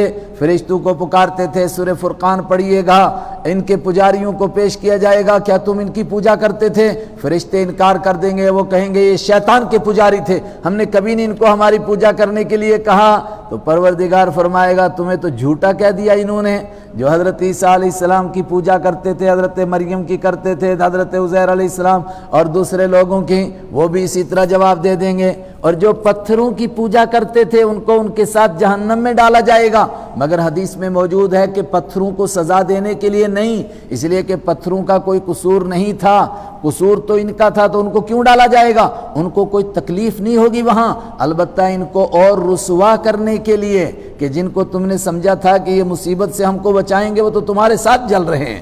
لا یقضون بشیء، جن کو پکارتے ہیں لوگ اللہ کو چھوڑ کر وہ کوئی فیصلہ نہیں کریں گے۔ کیوں؟ بڑا اہم مسئلہ، اور کوئی کیوں نہیں فیصلہ کرے گا؟ بہت بڑی بات، ان اللہ هو السمیع البصیر، صحیح فیصلہ کرنے کے لیے ضروری ہے کہ جج خود سننے والا ہو اور دیکھنے والا ہو۔ کتنے جھوٹے گواہ پیش ہوتے ہیں، جھوٹے فیصلے ہو جاتے ہیں، کتنے مقدمے کورٹ میں جھوٹے پیش ہوتے ہیں، کتنے لوگوں کو بیوی کی قتل کی سزا ملتی ہے اور بیوی باہر شادیاں کرتی ہے، بچے جنتی ہے، اس کو سزا ملی ہوتی ہے، جھوٹے گواہ پیش ہوتے ہیں، جھوٹے فیصلے ہو جاتے ہیں. کیوں ہو جاتے ہیں؟ اس لیے کہ جج بیچارہ غیب تو نہیں جانتا. خود حبیب کبریا صلی اللہ علیہ وسلم نے فرمایا میرے پاس جھوٹے گواہ ہوں اور کسی کی زمین کا جھوٹا فیصلہ کروا دیں، فرمایا ایسا فیصلہ ہونے نہیں دے گا اللہ، لیکن اگر کسی کے لیے بالفرض فیصلہ ہو جائے تو وہ سمجھے مجھے زمین نہیں ملی، مجھے جہنم کا ایک ٹکڑا مل گیا ہے. تو اللہ کے سوا کیا کوئی سننے والا ہے کہ جو ہر بات خود سنتا ہے؟ اس کو گواہ دھوکے نہیں دے سکتے. البصیر جو خود دیکھتا ہے، ہر وقت میں دیکھتا ہے، کیونکہ یہ تنہا اللہ کی ذات ہے، اس لیے فیصلہ بھی تنہا اللہ کرے گا. ان اللہ، بے شک اللہ تعالیٰ، هو السمیع، بے شک وہی تو بس سننے والا ہے، کوئی دوسرا ہر وقت میں نہیں سنتا ہے، ہر ایک کو نہیں دیکھ رہا ہے. اللہ ہر ایک کی بات کو سنتا ہے، ہر ایک کو دیکھ رہا ہے. اور وہ کس طرح دیکھتا ہے اور کس طرح سنتا ہے؟ فرمایا اس کو ایک فیصلہ تو آخرت میں ہوگا، ایک فیصلہ دنیا میں دیکھ لو. کتنے دنیا میں ظالم ہیں جنہوں نے مرڈر کیے، قتل کیے، کسی بندے بشر کو نہیں پتہ چلا، مگر آخر ان کے مرڈر ظاہر ہوئے، آخر ان کے جرائم سامنے آئے، آخر وہ ذلیل اور رسوا ہو کر کے رہے. یہ کس نے ظاہر کیا؟ اس نے ظاہر کیا جو جانتا تھا. بے شک لوگوں کو معلوم نہیں تھا، لیکن اللہ نے ظاہر کر کے چھوڑا. اولم یسیرو، کیا وہ نہیں گھومے پھرے، نہیں چلے، فی الارض زمین میں، فینظروا جس کی وجہ سے وہ دیکھتے، کیف کان کیسے تھا، عاقبہ انجام، الذین ان لوگوں کا، کانوا من قبلہم جو ان سے پہلے تھے، ان کا انجام کیا ہوا. قارون کو دیکھو، نمرود کو دیکھو، فرعون کو دیکھو، قوم عاد کو، قوم سمود کو، ہر دور کے ظالموں کو دیکھ لو. میں نے تو اس لیے ایک چھوٹی مثال پیش کی. ہر دور میں قتل کرنے والوں کو دیکھو، ظلم کرنے والوں کو دیکھو. کہنے والے کہتے ہیں کہ ظلم کی نیا چلتی نہیں ہے، ظلم کی ٹہنی پھولتی نہیں ہے. وقتی طور پر لگتا ہے کسی کو پتہ ہی نہیں چلا اس کے ظلم کا، کسی کورٹ نے اس کو نہیں پکڑا، کسی عدالت نے نہیں پکڑا، مگر یہ کوڑ کی بیماری کہاں سے لگ گئی، یہ جسم میں کیڑے کہاں سے پڑ گئے، یہ کس نے ڈالے. یہ کبھی کبھی دنیا کو دکھانے کے لیے ہوتا ہے کہ لوگوں سے اس کا جرم چھپا ہوا ہے، مگر اللہ سے نہیں چھپ سکتا ہے. اللہ دے. اور یہ تو دنیا کرنے کی جگہ، یہ تو سزا نہیں ہے. اگر کسی کے ساتھ ایسا ہے تو وہ صرف تھوڑا عبرت کے لیے کہ بھئی ہم دیکھ رہے ہیں، ایسا نہ سوچو کہ میں نہیں دیکھ رہا ہوں. تم سے پہلے لوگ کیسے تھے؟ کانوا ہم اشد منہم، کانوا وہ پچھلے دور کے لوگ تھے، ہم اشد منہم وہ ان سے زیادہ سخت تھے، قوتاً طاقت کے اعتبار سے، بڑے بڑے طاقتور لوگ تھے. قوم عاد کو دیکھو، ان کی تاریخ جس کو دنیا بھی مانتی ہے، 60 جوان کے، 60 گز کا ایک ایک جوان، اور درختوں کو ایسے اکھاڑتا تھا. اس کو دیار کو اور تنگ کو اور بیاڑ کو اور چنار کو کاٹنے کی ضرورت نہیں، گھاس کی طرح نکالتے تھے. بلکہ اللہ سے جب ڈرایا گیا، کہنے لگے کیا خدا ہم سے زیادہ طاقتور ہے؟ اے مکہ کے لوگوں، وہ تم سے زیادہ طاقتور تھے. اور کیا تھے؟ وآثارا فی الارض، اور وہ زمین میں اپنے نشان چھوڑنے کے اعتبار سے تم سے بڑے تھے. انہوں نے بڑی یادگاریں چھوڑی. آج بھی لوگ یادگار بناتے ہیں، آج یادگار بناتے ہیں. بڑے سے بڑا انجینئر کہتا ہے 100 سال تک تو یہ ہلے گا نہیں، تو پھر دوسرے 100 سال میں کہا پھر ٹوٹ جائے گا. قوم سمود کی تو آج 6000 سال کے بعد بھی ان کی یادگاریں موجود ہیں. آپ کبھی وہ حجر کا علاقہ دیکھیے گا نیٹ کے اوپر، قوم سمود کو ہی آپ تلاش کیجئے گا یوٹیوب کے اوپر، آپ کو ملے گا ان کے کھنڈرات. اور اگر کبھی جانا ہو، ویسے اس لیے نعوذ باللہ نہیں جانا کیونکہ حضور نے فرمایا کہ یہاں سے روتے ہوئے اور ڈرتے ہوئے جلدی بھاگو یہاں سے. لیکن قرآن نے جو بیان کیا وہ سچ ہے. اس کو دیکھنے کے لیے جانا چاہے تو خیبر سے بس تھوڑا آگے جائیے گا تو یہ علاقہ شروع ہو جاتا ہے. اب یہ سعودی کے قبضے میں اس وقت قوم سمود کا علاقہ، اس کا میں کہہ رہا ہوں 6000 پرانی یادگاریں ابھی اسی طرح موجود ہیں. کانوا ہم اشد، وہ زیادہ سخت تھے، منہم ان سے، قوتاً طاقت کے اعتبار سے، وآثاراً اور نشان چھوڑنے کے اعتبار سے. لوگ کہتے ہیں نہیں جی تغلقوں کے بڑے نشان ہیں اور مغلوں کے بڑے نشان ہیں، اور ان سے پہلے پانڈوں اور قلعوں کے کوروں کے بڑے قلعے موجود ہیں، بڑے نشانات موجود ہیں. کہا تم سے پہلے اس سے بھی بڑے تھے. فی الارض چھوڑے تھے زمین میں نشان، مگر نشان چند دن رہے، وہ نہیں رہے. فاخذہم اللہ، پکڑا ان کو اللہ نے، بذنوبہم ان کے گناہوں کی وجہ سے. اگر اللہ دیکھنے اور سننے والا نہیں تھا تو کیسے پکڑا؟ وما کان لہم من اللہ من واق، اور جب ان کو اللہ نے پکڑا تو کوئی نہیں تھا ان کو اللہ سے بچانے والا. وما کان، اور نہیں تھا لہم ان کے لیے، من اللہ اللہ کے مقابلے میں، من واق کوئی بچانے والا کوئی نہیں بچا سکا۔ یہ بڑا بیہودہ جملہ ہمارے علاقے میں، خدا نہ کرے جموں بھی آ جائیں، کہتے ہیں جی برادری خدا نہ ماریا بندہ جی سکنا ہے۔ خدا کا مارا ہوا بھی بندہ جی سکتا ہے مگر برادری کا مارا ہوا نہیں جی سکتا۔ جی برادری کو نبھانا ہے، کفر کر رہی ہو، شرک کر رہی ہو، جتنے گندے کام کر رہی ہو، برادری کا ساتھ دو بھائی، برادری کا مسئلہ ہے، برادری کا مارا ہوا نہیں جی سکتا ہے۔ ارے اللہ کہہ رہا ہے میرا مارا ہوا نہیں اٹھتا ہے، اور برادری کیا کرے گی؟ بھاڑ میں جائے برادری، کیا کیا برادری نے پہلے اور کیا کرے گی آئندہ؟ کسی کا کوئی کچھ نہیں بگاڑ سکتا ہے جب تک اللہ نہ چاہے۔ کیا حضرت رسول اکرم صلی اللہ علیہ وسلم کے خلاف ساری برادری نہیں تھی؟ آپ تو اکیلے کھڑے ہوئے تھے۔ وہ وقت نہیں ہے کہ تنہا آپ اکیلے اللہ کی توحید کا آوازہ لگانے والے، پھر آپ کے ساتھ 5 لوگ جڑے اور پھر بڑی محنت ہوئی اور کہا گیا کہ بہت لوگ جڑ گئے ہیں۔ تو کتنے لوگ ہوئے تھے؟ 40 لوگ ہوئے۔ جب آپ نے زید بن ارقم کے گھر کو منتخب کیا ان کی تربیت کے لیے 40 لوگ، تو برادری کی تو بڑی تعداد باہر تھی، اور ابو جہل نے آپ کو کہا خانہ کعبہ کے سامنے نماز مت پڑھو، اگر دوبارہ دیکھ لیا تو تیری گردن مروڑ دوں گا۔ آپ نے فرمایا میں یہی نماز پڑھوں گا۔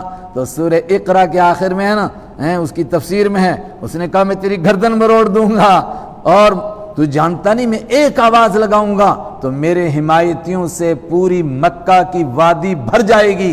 اس پر اللہ نے فرمایا لَنَسْفَعًا بِالنَّاصِيَةِ، ان قریب ہم اس کی پیشانی کے بال پکڑ کے اس کو گھسیٹیں گے اور کوئی اس کی حمایت کے لیے نہیں آئے گا۔ بدر کے میدان میں گھسیٹا گیا، کوئی اس کی حمایت کے لیے نہیں آیا۔ ذَلِكَ بِأَنَّهُمْ، یہ سزا ان کو کیوں ملی؟ ہر دور میں سمجھایا گیا، ہر دور میں قرآن کی تعلیم کو پہنچایا گیا لوگوں تک، اور انبیاء کرام کا جو دور تھا حضور سے پہلے وہ بھی آئے۔ ذالک، یہ بات اس وجہ سے ہے بأنہم، اس لیے کہ وہ ایسے لوگ تھے، کانت تاتیہم، آتے تھے ان کے پاس، رسلہم، ان کے رسول، بالبینات، صاف صاف نشانیاں لے کر، مگر وہ کیا کرتے تھے؟ فکفروا، تو وہ کفر کرتے تھے، انکار کر دیتے تھے، نہیں مانیں گے۔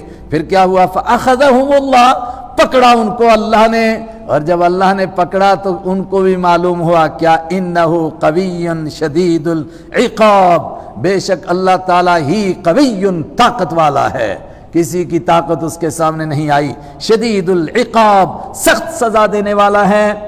اور یہ جس طرح ایک آرٹیکل آپ لکھتے ہیں نا اردو میں، انشائیہ، ایک لمبا مضمون چلا جاتا ہے تو تھوڑا خشک سا ہوتا ہے، آدمی پڑھتے پڑھتے ذرا تنگ آنے لگتا ہے، تو اچھا لیکھک، اچھا مصنف، اچھا مؤلف لکھنے والا کیا کرتا ہے؟ رائٹر فوراً کوئی مثال پیش کرتا ہے، کوئی قصہ پیش کرتا ہے جس سے ذرا بات اور زیادہ دل کے اندر اترتی ہے۔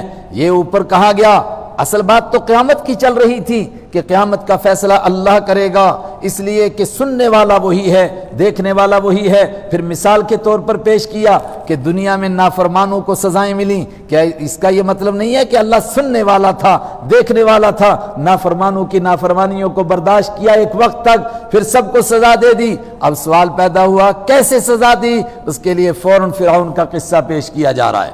وَلَقَدْ أَرْسَلْنَا مُوسَىٰ، اور سنو، وَلَقَدْ أَرْسَلْنَا، اور یقیناً ہم نے بھیجا موسیٰ علیہ السلام کو بھی آیاتنا، اپنی نشانیاں دے کر۔ نشانیوں کا مطلب اللہ ایسی چیزیں دے کر انبیاء کرام کو بھیجتا تھا کہ جو بندہ دل کا اطمینان حاصل کرنا چاہے کہ یہ اللہ کے نبی ہیں نہیں، اس کو ایسی نشانیاں ملتی تھی کہ اس کا دل مطمئن ہوتا تھا کہ یہ اللہ کے نبی ہیں، کوئی دوسرا نہیں ہو سکتا۔ جس طرح میں نے آپ کو یہ واقعہ سنایا، عرب کے لوگ سادہ لوگ تھے، بس تھوڑی سی ضد تھی ان کے اندر، جب ان کا دل مطمئن ہو جاتا تھا کسی بات سے، پھر وہ اپنے دل کے ساتھ دھوکہ نہیں کر سکتے تھے کہ ضمیر فروشی کریں کہ آدمی مان رہا ہے کہ باہر بارش ہو رہی ہے مگر اس کے باوجود کہہ رہا ہے کہ زبردست گرمی پوئے دی، باہر کوئی بارش نہیں ہو رہی ہے، ایسا نہیں کر سکتے تھے۔ ان کا یہ ایسا مزاج ہی نہیں تھا کہ آنکھوں دیکھے زہر کھاتے جائیں، کہ دیکھیں کچھ اور کہیں کچھ اور۔ حضرت موسیٰ علیہ السلام، یہ کام کون لوگ کرتے ہیں؟ یہ کام فرعونی صفت قسم کے لوگ کرتے ہیں، جو حکومت کے ساتھ چپکے ہوتے ہیں، وہ اپنی کرسی بچانے کے لیے کام کرتے ہیں، سب کچھ معلوم ہوتا ہے مگر مانتے نہیں ہیں۔ موسیٰ علیہ السلام کو ہم نے آیتیں دے کر بھیجا، نشانیاں۔ ان کے لیے سب سے بڑی نشانی کیا تھی؟ اللہ نے ان کو لاٹھی دی، زمین پر ڈالتے ہیں اژدہا بن جاتی ہے، اور ہاتھ میں لیتے ہیں لاٹھی بن جاتی ہے، اپنے بغل میں ہاتھ رکھتے ہیں، سامنے نکالتے ہیں تو چمکتا ہوا سورج کی طرح بن جاتا ہے۔ لیکن سب سے بڑی نشانی ہر نبی کی اس کی سیرت ہوتی تھی، اس کا کریکٹر، اس کی ایسی پاکیزہ سیرت، اس کے اتنے پاکیزہ اخلاق ہوتے تھے، ہر آدمی یہ کہنے پر مجبور ہوتا تھا کہ یہ کردار نبی کے سوا کسی انسان کا نہیں ہو سکتا ہے، کوئی یہ کام کر ہی نہیں سکتا ہے۔ کیسے کر سکتے ہیں؟ حضرت رسول اکرم صلی اللہ علیہ وسلم کی 1 سے زیادہ بیویاں ہیں، مگر بیویوں کا مزاج تو بیوی ہے نا، اور بے شک وہ آپ کی بیویاں ہیں، مگر عورت کا جو مزاج ہے وہ تو ان کا رہے گا۔ بخاری میں حدیث موجود ہے، حضرت زینب رضی اللہ تعالیٰ عنہ نے آپ کے لیے کھانا بھیجا، حضرت عائشہ کے گھر میں آپ تھے، تو حضرت عائشہ کو غصہ آیا کہ اگر یہ کھانا زیادہ اچھا بنا ہوگا تو ضرور آپ کہیں گے کہ زینب نے بہترین کھانا بنایا، تو پھر میرا کیا بنے گا؟ ساس اور بہو کا اسی پر تو جھگڑا رہتا ہے کہ ساس کبھی نہیں چاہتی کہ لوگ کہیں بہو نے اچھا کھانا بنایا، بس کہنا چاہیے اسی نے اچھا بنایا۔ تو حضرت عائشہ کو دل میں ایک بات آئی، زبان پر کچھ نہیں، چہرے پر بھی کچھ نہیں، تو انہوں نے ایسے کر کے جلدی سے لیا برتن، تو برتن ٹوٹ گیا سارا اور کھانا بکھر گیا۔ آپ نے حضرت عائشہ کو بالکل نہیں ڈانٹا، کیونکہ آپ جانتے ہیں کہ اندر کیا ہو رہا ہے اور یہ سب کچھ کیوں کیا گیا ہے، اس میں کوئی بدنیتی نہیں ہے، یہ عورت کا مزاج ہے، یہ اس کے لیے مجبور ہے۔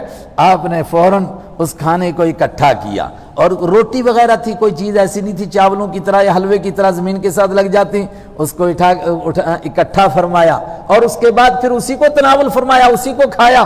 اور وہ جو پیالے کے ٹکڑے ہو گئے تھے اس کو چاندی کی تاروں سے آپ نے جوڑا، اور پھر حضرت عائشہ سے فرمایا کہ دوسرا پیالہ دو اور اچھا سا اپنا بنا ہوا کھانا بھی زینب کے لیے بھیجو۔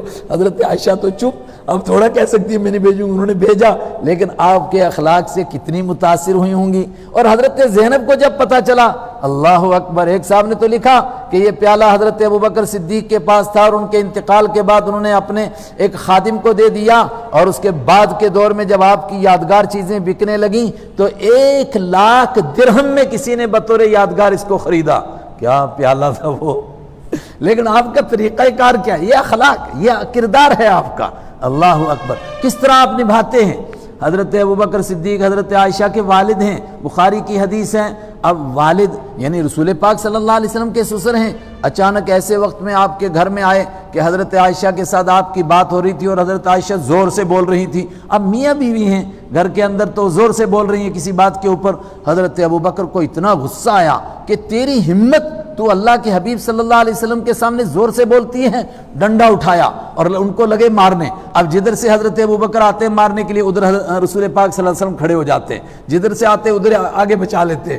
ان کو نہیں موقع ملا مارنے کا۔ جب نہیں موقع ملا تو تھوڑے مایوس سے ہو کر، بلکہ شرمندہ ہو کر، حدیث میں ہے کہ شرمندہ ہو گئے کہ یہ تو ان کے گھر کی بات تھی، مجھے اس میں نہیں آنا چاہیے تھا، تو وہ گھر سے واپس باہر نکلے۔ تو آپ نے فرمایا حضرت عائشہ سے، میں نے بڈھے سے کتنی مشکل سے تجھے بچایا، آج نہ چھوڑتا یہ۔ دیکھو حضرت عائشہ کے دل پر اس کا کیا اثر ہوا ہوگا۔ اللہ اکبر۔ میں نے کہا کہ اللہ نے کہہ رہے ہیں کہ ہم نے حضرت موسیٰ علیہ السلام کو نشانیاں دے کر بھیجا، وَسُلْطَانٍ مُبِينٍ، اور ایک زبردست نشانی بھی دے کر کے بھیجا۔ یہ زبردست نشانی کیا تھی؟ کسی نے کہا عصائے موسیٰ تھا، کسی نے کہا نہیں موسیٰ علیہ السلام کا ہاتھ تھا، اور کسی نے دوسرے معجزے پیش کیے، لیکن میں ان کی بات کو زیادہ وزن دیتا ہوں جنہوں نے کہا کردار موسیٰ، کریکٹر موسیٰ، اخلاق موسیٰ، سیرت موسیٰ علیہ السلام، اس لیے کہ ہر نبی کی ایسی سیرت ہوتی ہے اس کا کوئی نمونہ دنیا میں پیش نہیں کر سکتا ہے۔ اِلَى فرعون، کس کی طرف بھیجا؟ فرعون کی طرف بھیجا، وحامان، اور حامان کی طرف بھیجا، وقارون، اور قارون کی طرف بھی بھیجا۔ اور یہ بات بھی اچھی طرح سمجھیں کہ قارون حالانکہ حضرت موسیٰ علیہ السلام کی برادری کا ہے، لیکن وہ بھی اتنا نافرمان تھا کہ اس کی طرف بھی نبی بھیجنے کی ضرورت تھی۔ فقالوا ساحر کذاب، یہ تینوں بدماش مل کر بولے ساحر، ایک تو جادوگر ہے، کذاب، بڑا جھوٹا ہے۔ دیکھیے اس سے پچھلی سورہ صاد میں ہم نے پڑھا تھا کہ ابو جہل اور اس کی پارٹی حضور کو کیا کہتی تھی؟ کذاب، بڑا جھوٹا ہے۔ آپ کو تسلی دی جا رہی ہے، آپ سے پہلے کے فرعون بھی نبیوں کو کذاب کہتے رہے، بڑا جھوٹا، آپ نہ پریشان ہوں۔ انہوں نے پہلا جملہ کہا ساحر کذاب، جادوگر بھی ہے اور جھوٹا بھی ہے۔ کیا دل سے کہہ رہے تھے؟ آگے 20ویں پارے میں، نہیں پیچھے گزر گیا، 20ویں پارے میں پروردگار کا ارشاد ہے وَاسْتَيْقَنَتْهَا، انہوں نے دل سے اس کو سچا مانا تھا، پھر کیوں جھوٹا کہہ رہے تھے؟ اپنی سیاست کو بچانے کے لیے۔ فلما جاءہم بالحق، تو جب موسیٰ علیہ السلام آئے ان کے پاس بالحق، حق کو لے کر، من عندنا، ہمارے پاس سے، قالوا، تو انہوں نے کہا اقتلوا ابناء الذین آمنوا معہ، اقتلوا، قتل کرو، ابناء الذین، ان لوگوں کے بیٹوں کو، آمنوا، جو ایمان لائے ہیں، معہ، اس کے اوپر۔ سوال یہ ہے کہ موسیٰ علیہ السلام کو قتل کیوں نہیں کرتے ہیں؟ آگے اس کا ذکر آ رہا ہے۔ بھائی موسیٰ علیہ السلام کو تو کچھ نہیں کہہ رہا ہے، کہتا ہے جو جو ان پر ایمان لائے ان کے بچوں کو قتل کرو۔ کیوں؟ جب باپ کے سامنے بیٹا قتل ہونے لگے گا تو باپ ہمت نہیں کرے گا ایمان قبول کرنے کی، جوان بیٹے کو کون قتل ہوتے ہوئے برداشت کرے گا؟ تو یہ قتل کب ہوا؟ فرعونیوں نے دو موقع پر قتل کیا۔ ایک جب موسیٰ علیہ السلام تشریف لائے دنیا کے اندر، جس سال موسیٰ علیہ السلام پیدا ہونے والے تھے، اس سال کی فرعون نے ایک خواب دیکھا اور اس نے نجومیوں سے اس کی تعبیر پوچھی۔ انہوں نے کہا سیولد ولدن، ولدن، ایک لڑکا پیدا ہونے والا ہے جس کی وجہ سے تیری حکومت کا بیڑا غرق ہو جائے گا۔ کہا کہاں پیدا ہوگا؟ کہا بنی اسرائیل میں۔ کہا بنی اسرائیل میں کسی لڑکے کو زندہ مت رکھو، جو لڑکا پیدا ہوتا جائے اس کو قتل کرتے جاؤ۔ ایک دوسرے موقع پر انہوں نے قتل کیا، کب؟ وہ بھی 9ویں پارے میں سورہ اعراف میں گزر گیا کہ جب موسیٰ علیہ السلام نے وہ معجزہ پیش کیا، اس نے وہ جادوگر لائے مقابلے پر، اور موسیٰ علیہ السلام کی لاٹھی ان کے سارے سانپوں کو ہضم کر گئی، تو قوم کے دل سے وہ بات جو فرعون کہہ رہا تھا یہ جادوگر، وہ تو نکل گئی، بات تو ان کے حلق سے اتر نہیں رہی تھی۔ اس وقت میں فرعون بیٹھ گیا اب خاموش ہو کر، لیکن موسیٰ علیہ السلام نے محنت شروع فرما دی۔ اس فرعون کی قوم کے لوگ بھی ایمان لانے لگ گئے، قبطیوں میں سے، اور بنی اسرائیل بھی ایمان لا رہے تھے۔ اس موقع پر فرعون کو جا کر اس کے حواریوں نے کہا کہ جناب، قال الملأ من قوم فرعون، فرعون کی قوم کے سرداروں نے کہا کہ جناب آپ نے اتذر موسیٰ، آپ نے تو چھوڑ دیا موسیٰ علیہ السلام کو اور اس کی قوم کو، مگر وہ زمین میں ادھم مچا رہا ہے، دعوت دے رہا اپنے دین کی، اور لوگ دھڑا دھڑ اس کا دین قبول کرتے جا رہے ہیں۔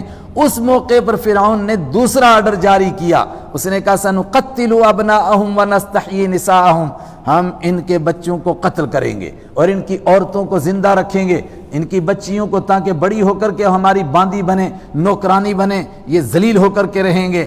تو انہوں نے دوسرا یہ آرڈر جاری کیا کہ جو جو ایمان قبول کرتا رہے اس کے بچوں کو قتل کرو، وَاسْتَحْيُوا نِسَاءَهُمْ، اور ان کی بچیوں کو زندہ رہنے دو۔ نساء کہا عورتوں کو زندہ رہنے دو، مطلب جو بڑی ہو کر عورتیں بنیں اور ہمارے برتن صاف کریں اور ہماری نوکرانی بنیں۔ اس ذلت کی وجہ سے بڑے لوگ بھی ایمان نہیں قبول کریں گے۔ اور یہ جو دوسری مرتبہ کا آرڈر آیا، اس کے اوپر قرآن پاک نے تبصرہ کیا سورہ یونس میں، اس آیت کو بھی آپ دیکھ لیں، بڑا زبردست مقام ہے وہ۔ اللہ تعالیٰ فرماتا ہے کہ اتنا بڑا معجزہ دیکھا فرعونیوں نے، کتنا بڑا کہ فرعون کے سارے جادوگر ہار گئے، وہ لایا تھا جادوگر، ان سب کے ساتھ سپڑیاں اندر ہو گئے، اور پھر سارے جادوگر ایمان لے آئے۔ یہ کوئی چھوٹی بات ہے؟ جب جادوگر ایمان لے آئے تو فرعون کے لوگ کیوں نہیں ایمان لائے؟ اس پر قرآن پاک نے فرمایا فما آمنا، نہیں ایمان لائے موسیٰ علیہ السلام کی وجہ سے فرعون کے لوگ، الا ذریۃ، مگر چند جوان ایمان لائے۔ فما آمن لموسیٰ الا ذریۃ من قومہ، نہیں ایمان لائے فرعون کی قوم کے، نہیں ایمان لائے موسیٰ علیہ السلام کی محنت پر، الا ذریۃ من قومہ، مگر ان کی قوم کے کچھ جوان ایمان لائے۔ کیوں؟ علی خوف من فرعون و ملئہم، فرعون کے ڈر کی وجہ سے اور اپنے سرداروں کی ڈر کی وجہ سے۔ یہ بڑا اہم لفظ ہے، اپنے سردار، مطلب فرعون نے بنی اسرائیل میں بھی کچھ سردار بنائے ہوئے تھے، وہ مخبریاں کرتے تھے، اور ہر دور میں یہی ہوتا ہے، کوئی باہر کا آدمی کسی قوم کا سر نہیں کچلتا ہے، اندر کے بے ایمان کھڑے کرتا ہے، یہی سر کچلتے ہیں۔ وہ مخبریاں کرتے تھے، جوانوں کو مارتے تھے، ان کے ڈر کی وجہ سے ایمان نہیں لائے، مگر تھوڑے سے ذریۃ ہمت والے کچھ جوان کھڑے ہو گئے، وہ ایمان لائے۔ یہ ان کا مقصد تھا، مگر ایمان لائے۔ اللہ نے فرمایا کہ وہ ڈرانا چاہتا تھا لوگوں کو، نہیں ڈرا سکا۔ وما کید الکافرین الا فی ضلال، اور کافروں کی ساری تدبیریں ناکام ہو جاتی ہیں، کافروں کی ساری تدبیریں نہیں ہوتی الا فی ضلال، مگر خطا میں ہوتی ہیں۔ ان کی تدبیروں سے کوئی ایمان قبول کرنے والا ایمان سے رکتا نہیں ہے، یہاں تک کہ فرعون کی بیوی اس کے بیڈ روم کے اندر ایمان گھس جاتا ہے، اس کی بیوی کو بھی اللہ ایمان نصیب کرتا ہے، اس کی بیٹی کو کنگھا کرنے والی باندی کو ایمان نصیب کرتا ہے اللہ تعالیٰ۔ آپ کہیں گے باندی بیچاری اتنی کمزور، یہی تو اللہ کو دکھانا تھا کہ پوری فرعونیت اور اس کی طاقت مل کر کے ایک عورت سے اور باندی سے بھی ایمان کو نہیں چھین سکتی ہے۔ وقال فرعون، لوگوں نے کہا جناب آپ نے فرعون وہ موسیٰ علیہ السلام پر ایمان لانے والوں کے بچوں کو قتل کیا، یہ کام کیا، وہ کیا، یہ سارے کارنامے تو انجام دیے آپ نے، موسیٰ علیہ السلام کو کچھ کیوں نہیں کرتے ہیں؟ لیکن اس کے دل میں دہشت، اور میں نے کہا تھا یہ صرف موسیٰ علیہ السلام کی نہیں، ہر دور کے انبیاء کرام کو اللہ جب تک حفاظت کرنا چاہتا ہے تو کیسے کرتا ہے؟ ہر دور کے فرعون پلان تو بناتے رہتے ہیں مگر گھر میں بیٹھے بیٹھے کانپتے رہتے ہیں، کوئی کچھ کر نہیں سکتا۔ فرعون کو لوگوں نے کہا جناب سب کو مار رہے ہو تو موسیٰ علیہ السلام کو کیوں چھوڑ رہے ہو؟ فرعون کہتا وقال فرعون، اور کہا فرعون نے اپنے حواریوں سے ذرونی، چھوڑو مجھے، اقتل موسیٰ، میں قتل کروں گا موسیٰ علیہ السلام کو۔ بھئی پکڑا ہوا تجھے کس نے ہے؟ کسی نے نہیں پکڑا ہوا۔ بزدل آدمی کیا کرتا ہے؟ اپنے ساتھیوں بھئی چھوڑ دو مجھے، چھوڑ دو، بھئی تجھے کس نے پکڑا ہوا ہے؟ ایسے وقت میں کچھ بیوقوف لوگ اٹھتے، یار پکڑ لو اس کو، خامخواہ مار دے گا کسی کو، بس اس کو پکڑتے پھر یہ اچھلتا ہے، اور اگر چھوڑ دیں وہ بیٹھ جائے گا تھوڑی دیر میں، کچھ بھی نہیں کرے گا، بزدل ہے۔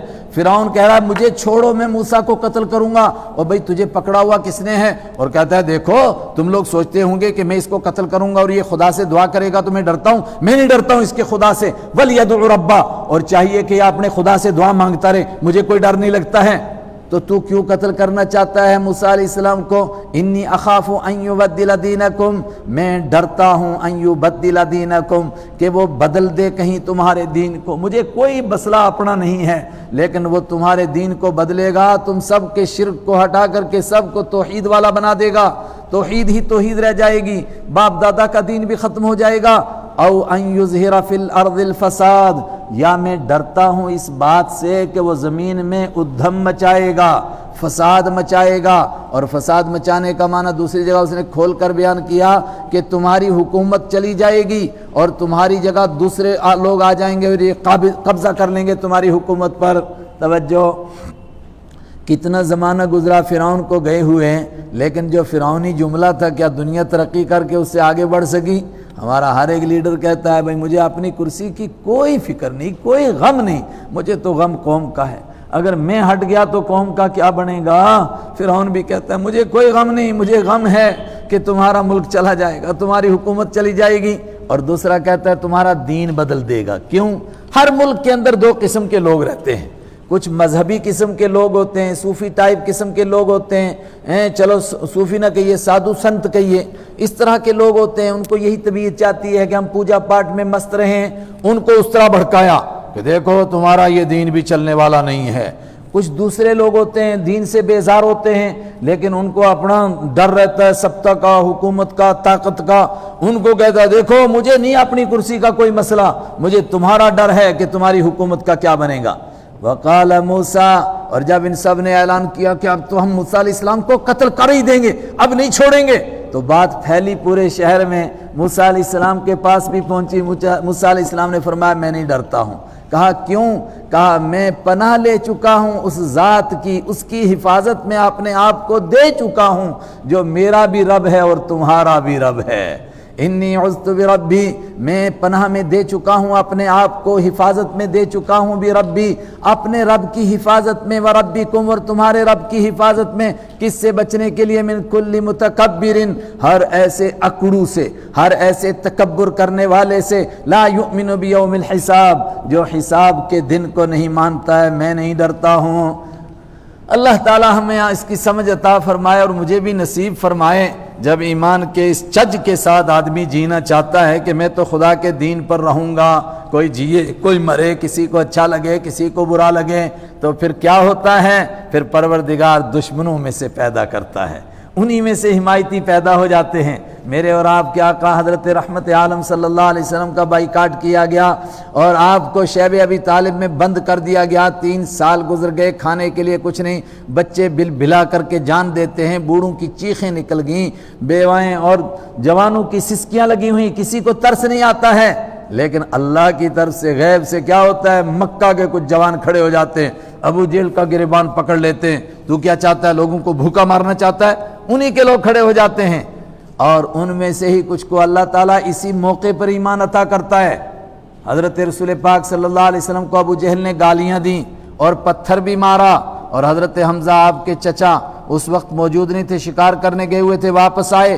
عبداللہ بن جدعان کی باندی نے کہا کہ حمزہ تو بڑا بہادر بنتا پھرتا ہے، تیرے بھتیجے کو آج ابو جہل نے اتنی گالیاں دی اور کوئی ایک بھی ان کی حمایت میں نہیں اٹھا۔ انہوں نے کہا اچھا یہ کیا اس نے میرے بھتیجے کے ساتھ؟ اللہ نے ایسی غیرت عطا فرمائی، اسی پر ایمان نصیب ہو گیا۔ انہوں نے اپنی کمان سنبھالی، تیر لیا، حرم میں پہنچے۔ ابو جہل بڑی کچہری لگا کر بیٹھا ہوا تھا، بیچ میں بن کے چودھری، اور آرڈر دیتا جا رہا تھا تو ایسا کر تو ایسا کر۔ حضرت حمزہ سیدھے اس کے سر پر پہنچے اور بیٹھ کے پہلے کمان ماری اس کے سر میں، اس کے سر سے خون نکلا، سیدھی اوپر دھار گئی۔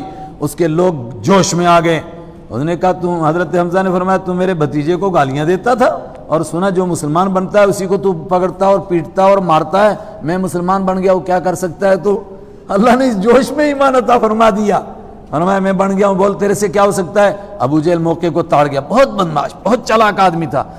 حضور نے ایسے تھوڑا فرمایا، یہ اس دور کا فرعون ہے۔ فرعون بھی کیا کرتا ہے دیکھو، دوسروں کو آگے کر رہا ہے، کہتا ہے مجھے آپ کی کرسی کا کوئی مسئلہ نہیں، مسئلہ تمہارا ہے، مذہبی لوگوں کو بھڑکا رہا ہے، دیکھو تمہارا دین بدل جائے گا، خود تو وہ ہے ہی نہیں اس کام کا مذہب کا۔ تو ابو جہل بھی یہی کام کر، اس نے دیکھا ماحول بدل گیا، اس نے کہا دیکھو حمزہ میرا بھائی ہے، حمزہ میرا رشتہ دار ہے، اس کو اس وقت میں غصہ آ گیا ہے، بدبختی سے میرے سے بھی غصے میں کچھ سخت باتیں نکل گئیں، تم حمزہ سے لڑائی مت کرو، میں رہنے دو، کوئی بات نہیں کوئی بات نہیں، میں اپنا خون خود پوچھ لوں گا، حمزہ میرا دوست ہے، حمزہ میرا بھائی ہے۔ انہوں نے ماحول کو ٹھنڈا کرنا شروع کیا۔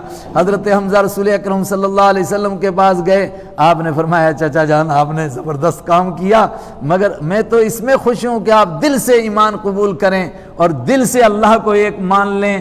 اکثر نے کہا کہ پہلے موقع پر ہی ایمان حاصل ہو گیا تھا، بعض نے کہا کہ اب دل سے قبول کیا، پہلے تو خالی اس کا سر پھاڑ کر کے آئے تھے۔ کہا کہ تو مارتا ہے جو مسلمان ہوتا ہے، میں بن گیا ہوں، کیا کرے گا تو ذرا بتا مجھے کیا کر سکتا ہے تو؟ جب انسان اس طرح محنت کرتا ہے پھر پروردگار دشمنوں میں سے دوست پیدا کرتا ہے۔ پھر کیا ہوا؟ فرعون کے رشتہ داروں میں، فرعون کی کابینہ میں، اس کے کیبنٹ وزیروں میں سے اس کے چچیرے بھائی کو اللہ نے کھڑا کر دیا۔ وقال رجل مؤمن من آل فرعون، وقال رجل، اور ایک آدمی نے کہا مؤمن جو ایمان لا چکا تھا، من آل فرعون، فرعون کی آل میں سے، یکتم ایمانہ، مگر وہ اپنے ایمان کو چھپاتا تھا۔ اس نے کہا لوگو ایک میری بات سنو، اتقتلون رجلا، فرعون کہتا مجھے چھوڑو میں موسیٰ علیہ السلام کو قتل کر دوں گا، اس کے حواری بھی کہتے سر ہم بھی ساتھ ساتھ ہیں، سب مل کر کے ماریں گے اس کو، حالانکہ ہمت کسی کو مارنے کی نہیں ہے، وہ تو دوسروں کو دکھا رہے ہیں تاکہ شاید کوئی اور کسی کو جوش آئے وہ مار دے، ہمارا نمبر نہ آئے، دوسروں کو بھڑکا رہے ہیں۔ اس نے کہا کیا تم ایک آدمی کو قتل کرو گے اس لیے ان یقول ربی اللہ، صرف اس وجہ سے کہ وہ کہتا ہے اللہ میرا رب ہے؟ یہ کوئی جرم ہے کیا؟ یہ کوئی جرم ایسا ہے کہ اس کی وجہ سے بندے کو قتل کر دینا چاہیے؟ وَقَدْ جَاءَكُمْ بِالْبَيِّنَاتِ مِنْ رَبِّكُمْ، حالانکہ وہ تمہارے پاس تمہارے رب کے پاس سے صاف صاف نشانیاں لے کر کے آیا ہے۔ اور سنو، إِن يَكُ كَاذِبًا فَعَلَيْهِ كَذِبُهُ، اگر وہ جھوٹا ہے تو اس کے جھوٹ کا وبال اسی پر پڑے گا نا، وَإِن يَكُ صَادِقًا، لیکن اگر وہ سچا ہوگا، يُصِبْكُمْ بَعْضُ الَّذِي يَعِدُكُمْ، تو پڑیں گی تم پر وہ کچھ مصیبتیں جن سے وہ تم کو ڈرا رہا ہے۔ اگر سچا ہوگا تھوڑی دیر کے لیے مان لو، اگر سچا ہے تو تم پر خدا کا عذاب نہیں آ جائے گا کیا؟ ان اللہ لا یہدی، بات اصل میں یہ ہے کہ خدا ہدایت نہیں دیتا ہے من اس آدمی کو ہوا مسرفن، جو حدوں کو کراس کر دے۔ وہ اشارہ ہے فرعون تو حدوں کو کراس کر چکا ہے، تو آدمیت سے انسانیت کی حدوں سے باہر نکل چکا ہے، اور اس کو ہدایت نہیں دیتا ہے کذاب، جو بڑا جھوٹا ہوتا ہے۔ اشارہ ہے وہ موسیٰ علیہ السلام کو کہہ رہا تھا نا کذاب، کہا نہیں تو سب سے بڑا کذاب ہے، سب سے بڑا جھوٹا ہے، اشاروں میں اس کو بتا دیا۔ یہ بندہ کون تھا؟ میں نے کہا کہ فرعون کے خاندان کا، بعض نے کہا اس کی کیبنٹ کا وزیر، اور بعض نے کہا اس کا چچیرا بھائی، نام کسی نے لکھا شمعان اور کسی نے لکھا حزقیل، واللہ عالم جو بھی نام تھا، لیکن مجھے یہاں پر ایک حدیث سنانی ہے، وقت کا ختم ہو رہا ہے۔ عجیب بات ہے، تاریخ میں ایک جملہ لکھتے ہیں کہ تاریخ اپنے کو دہراتی ہے، مطلب کچھ عجیب واقعات ہوتے ہیں تاریخ میں، 1000 سال پہلے ایک واقعہ پیش آیا تھا، ٹھیک اسی طریقے سے اسی ڈھنگ سے 1 صدی کے بعد یا 10,000 سال کے بعد وہی واقعہ اسی طرح پھر پیش آ جاتا ہے۔ یہ کیا عجیب بات ہے؟ یہاں فرعون کی قوم میں سے ایک آدمی اٹھا اور اس نے کہا کیا تم ایک آدمی کو قتل کرتے ہو ان یقول ربی اللہ، اس وجہ سے کہ وہ کہہ رہا تھا کہ اس وجہ سے قتل کرتے ہو کہ وہ اللہ کو اپنا رب مانتا ہے۔ حضرت رسول اکرم صلی اللہ علیہ وسلم کو ایک موقع پر حتیم میں کافروں نے گھیر لیا، آپ کے گلے میں چادر ڈال دی اور دوسرے کچھ پڑ گئے آپ کو مارنے کے لیے۔ حضرت ابوبکر صدیق رضی اللہ تعالیٰ عنہ گھر میں تھے، کسی نے ان کو بتایا کہ تمہارے ساتھی کو تو اس طرح مارا جا رہا ہے حتیم میں، اور ہمیں لگتا ہے کہ شاید اب تک مار ہی دیا ہوگا۔ تو حضرت ابوبکر کس طرح گھر سے دوڑے، لوگ کہتے ہیں کہ ایسا لگ رہا تھا جیسے شاہین اڑ رہے ہیں، ایسے گھر سے دوڑ کر کے آئے چھلانگے مارتے ہوئے اور دوڑ کر کے پہنچے عقبہ بن ابی معیط، آپ کو گرا کر کے اوپر بیٹھا ہوا تھا، اس کو پکڑا اور ادھر پھینکا، ابو جہل کو ادھر پھینکا، کسی کو ادھر گھسیٹا، اور یہ جملہ کہتے جا رہے تھے اتقتلون رجلا ان یقول ربی اللہ، یہی جملہ، کیا تم ایک آدمی کو قتل کرو گے اس وجہ سے کہ وہ اللہ کو اپنا رب کہتا ہے؟ اور آپ صلی اللہ علیہ وسلم کو کافروں نے چھوڑ دیا تو حضرت ابوبکر کو مارنے پڑے، کتنا مارا کتنا مارا کتنا مارا، یہاں تک کہ بے ہوش ہو کے گر گئے، ان کے سر کے بال نوچ لیے، داڑھی کے بال نوچ لیے۔ ان کے قبیلے والوں کو پتہ چلا، چونکہ وہاں خاندانی جنگ لگ جاتی تھی، تو قبیلے والے آئے کہ اچھا تم ہمارے بندے کو مار رہے ہو، حالانکہ وہ غیر مسلم تھے، لیکن وہ سارے بھاگ گئے۔ تو وہ حضرت ابوبکر کو اٹھا کر لے گئے، گھر چھوڑا۔ حضرت ابوبکر شام تک بے ہوش رہے، شام کو جب ہوش آئی تو سب سے پہلے والدہ خوش، اور انہوں نے کہا کہ کچھ کھانے کے لیے لے لو، پانی کی ایک چمچ ہی لے لو۔ حضرت ابوبکر صدیق نے کہا میں نے قسم کھا لی ہے تب تک کچھ نہیں کھاؤں گا، پہلے مجھے بتاؤ حضور صلی اللہ علیہ وسلم کا کیا حال ہے۔ حشر میں بھی ملنے کی ہے اسی سے دعا میری، نگاہ تیر جس کی بن جائے قضا میری۔ والدہ نے منت سماجت کی، کچھ تو کھا لیجئے۔ کہا میں کچھ نہیں کھا سکتا، میں نے قسم کھا رکھی، پہلے مجھے دکھاؤ حضور کا کیا حال ہے۔ ام جمیل گھر میں آئی ہوئی تھیں، وہ ایمان لا چکی تھیں، لیکن ابھی تک ان کے ایمان کا کسی کو پتہ نہیں تھا۔ تو ان سے پوچھا کیا حال ہے، تو انہوں نے اشارہ کیا کہ آپ کی والدہ دیکھ رہی ہیں، اس لیے میں بتا نہیں سکتی ہوں صاف بات۔ تو انہوں نے کہا کہ ان سے ڈرنے کی ضرورت نہیں ہے۔ اس کے بعد انہوں نے فرمایا کہ وہ بالکل خیریت سے ہیں، زید بن ارقم کے گھر میں ہیں۔ کہا پہلے مجھے لے چلو۔ والدہ بھی ایمان نہیں لائی تھی، اس لیے دل سے نہیں چاہتی تھی، لیکن ہائے رے ماں بھی ماں ہوتی ہے، صرف بچے کو خوش کرنے کے لیے دونوں بوڑھیوں نے سہارا دیا، ایک طرف سے ماں نے پکڑا، ایک طرف سے ام جمیل نے، اور آپ کو لے کر کے گئے حضرت زید بن ارقم کے گھر۔ رحمت عالم صلی اللہ علیہ وسلم کو دیکھا، فرمایا آپ کو دیکھ لیا، آپ کے دیکھنے کے بعد اب کوئی مصیبت ہی نہیں رہی۔ یہی جملہ ایک اور موقع پر حضرت علی رضی اللہ تعالیٰ نے ایک مرتبہ حضرت ابوبکر صدیق کے دنیا سے جانے سے کے بعد پوچھا، لوگوں مجھے ایک بات بتاؤ، جو آدمی حضرت موسیٰ علیہ السلام کی حمایت میں اٹھا تھا، رجل مومن، ایک ایمان والا بندہ فرعونی خاندان میں سے، وہ زیادہ بہادر تھا کہ حضرت ابوبکر صدیق زیادہ بہادر تھے؟ لوگوں نے کہا حضرت فرعون کے مقابلے میں اٹھا، فرعون بھی، قارون بھی، نمرود بھی، حکومت ان کی اتنی بڑی پاورفل طاقتور حکومت تھی، اس کے مقابلے میں وہ اٹھا تو وہ زیادہ بہادر تھا۔ کہا غلط کہتے ہو، حضرت ابوبکر زیادہ بہادر تھے۔ کہا کیسے آپ کہتے ہو؟ کہا قرآن نے کہا یکتم ایمانہ، وہ آدمی اپنے ایمان کو چھپا رہا تھا، جبکہ حضرت ابوبکر اپنے ایمان کا اظہار کر رہے تھے، وہ چھپا نہیں رہے تھے۔ قرآن پاک نے کسی بھی غیر نبی کی اتنی لمبی تقریر نہیں نقل کی جتنی رجل مومن اس بندے کی نقل کی ہے، انشاءاللہ یہ ہم کل پڑھیں گے۔ اتنی لمبی تقریر کی اس نے فرعون کی کابینہ کے سامنے، اس کے پارلیمنٹ کے سامنے کھڑے ہو کر، اور ان کو کیسا لاجواب کر دیا، کوئی جواب نہیں دے سکا، فرعون کے منہ میں جھاگ آ گئی۔ وہ سنیں گے آپ انشاءاللہ، وہ ہم کل پڑھیں گے۔ پھر اس مومن بندے کا کیا ہوا؟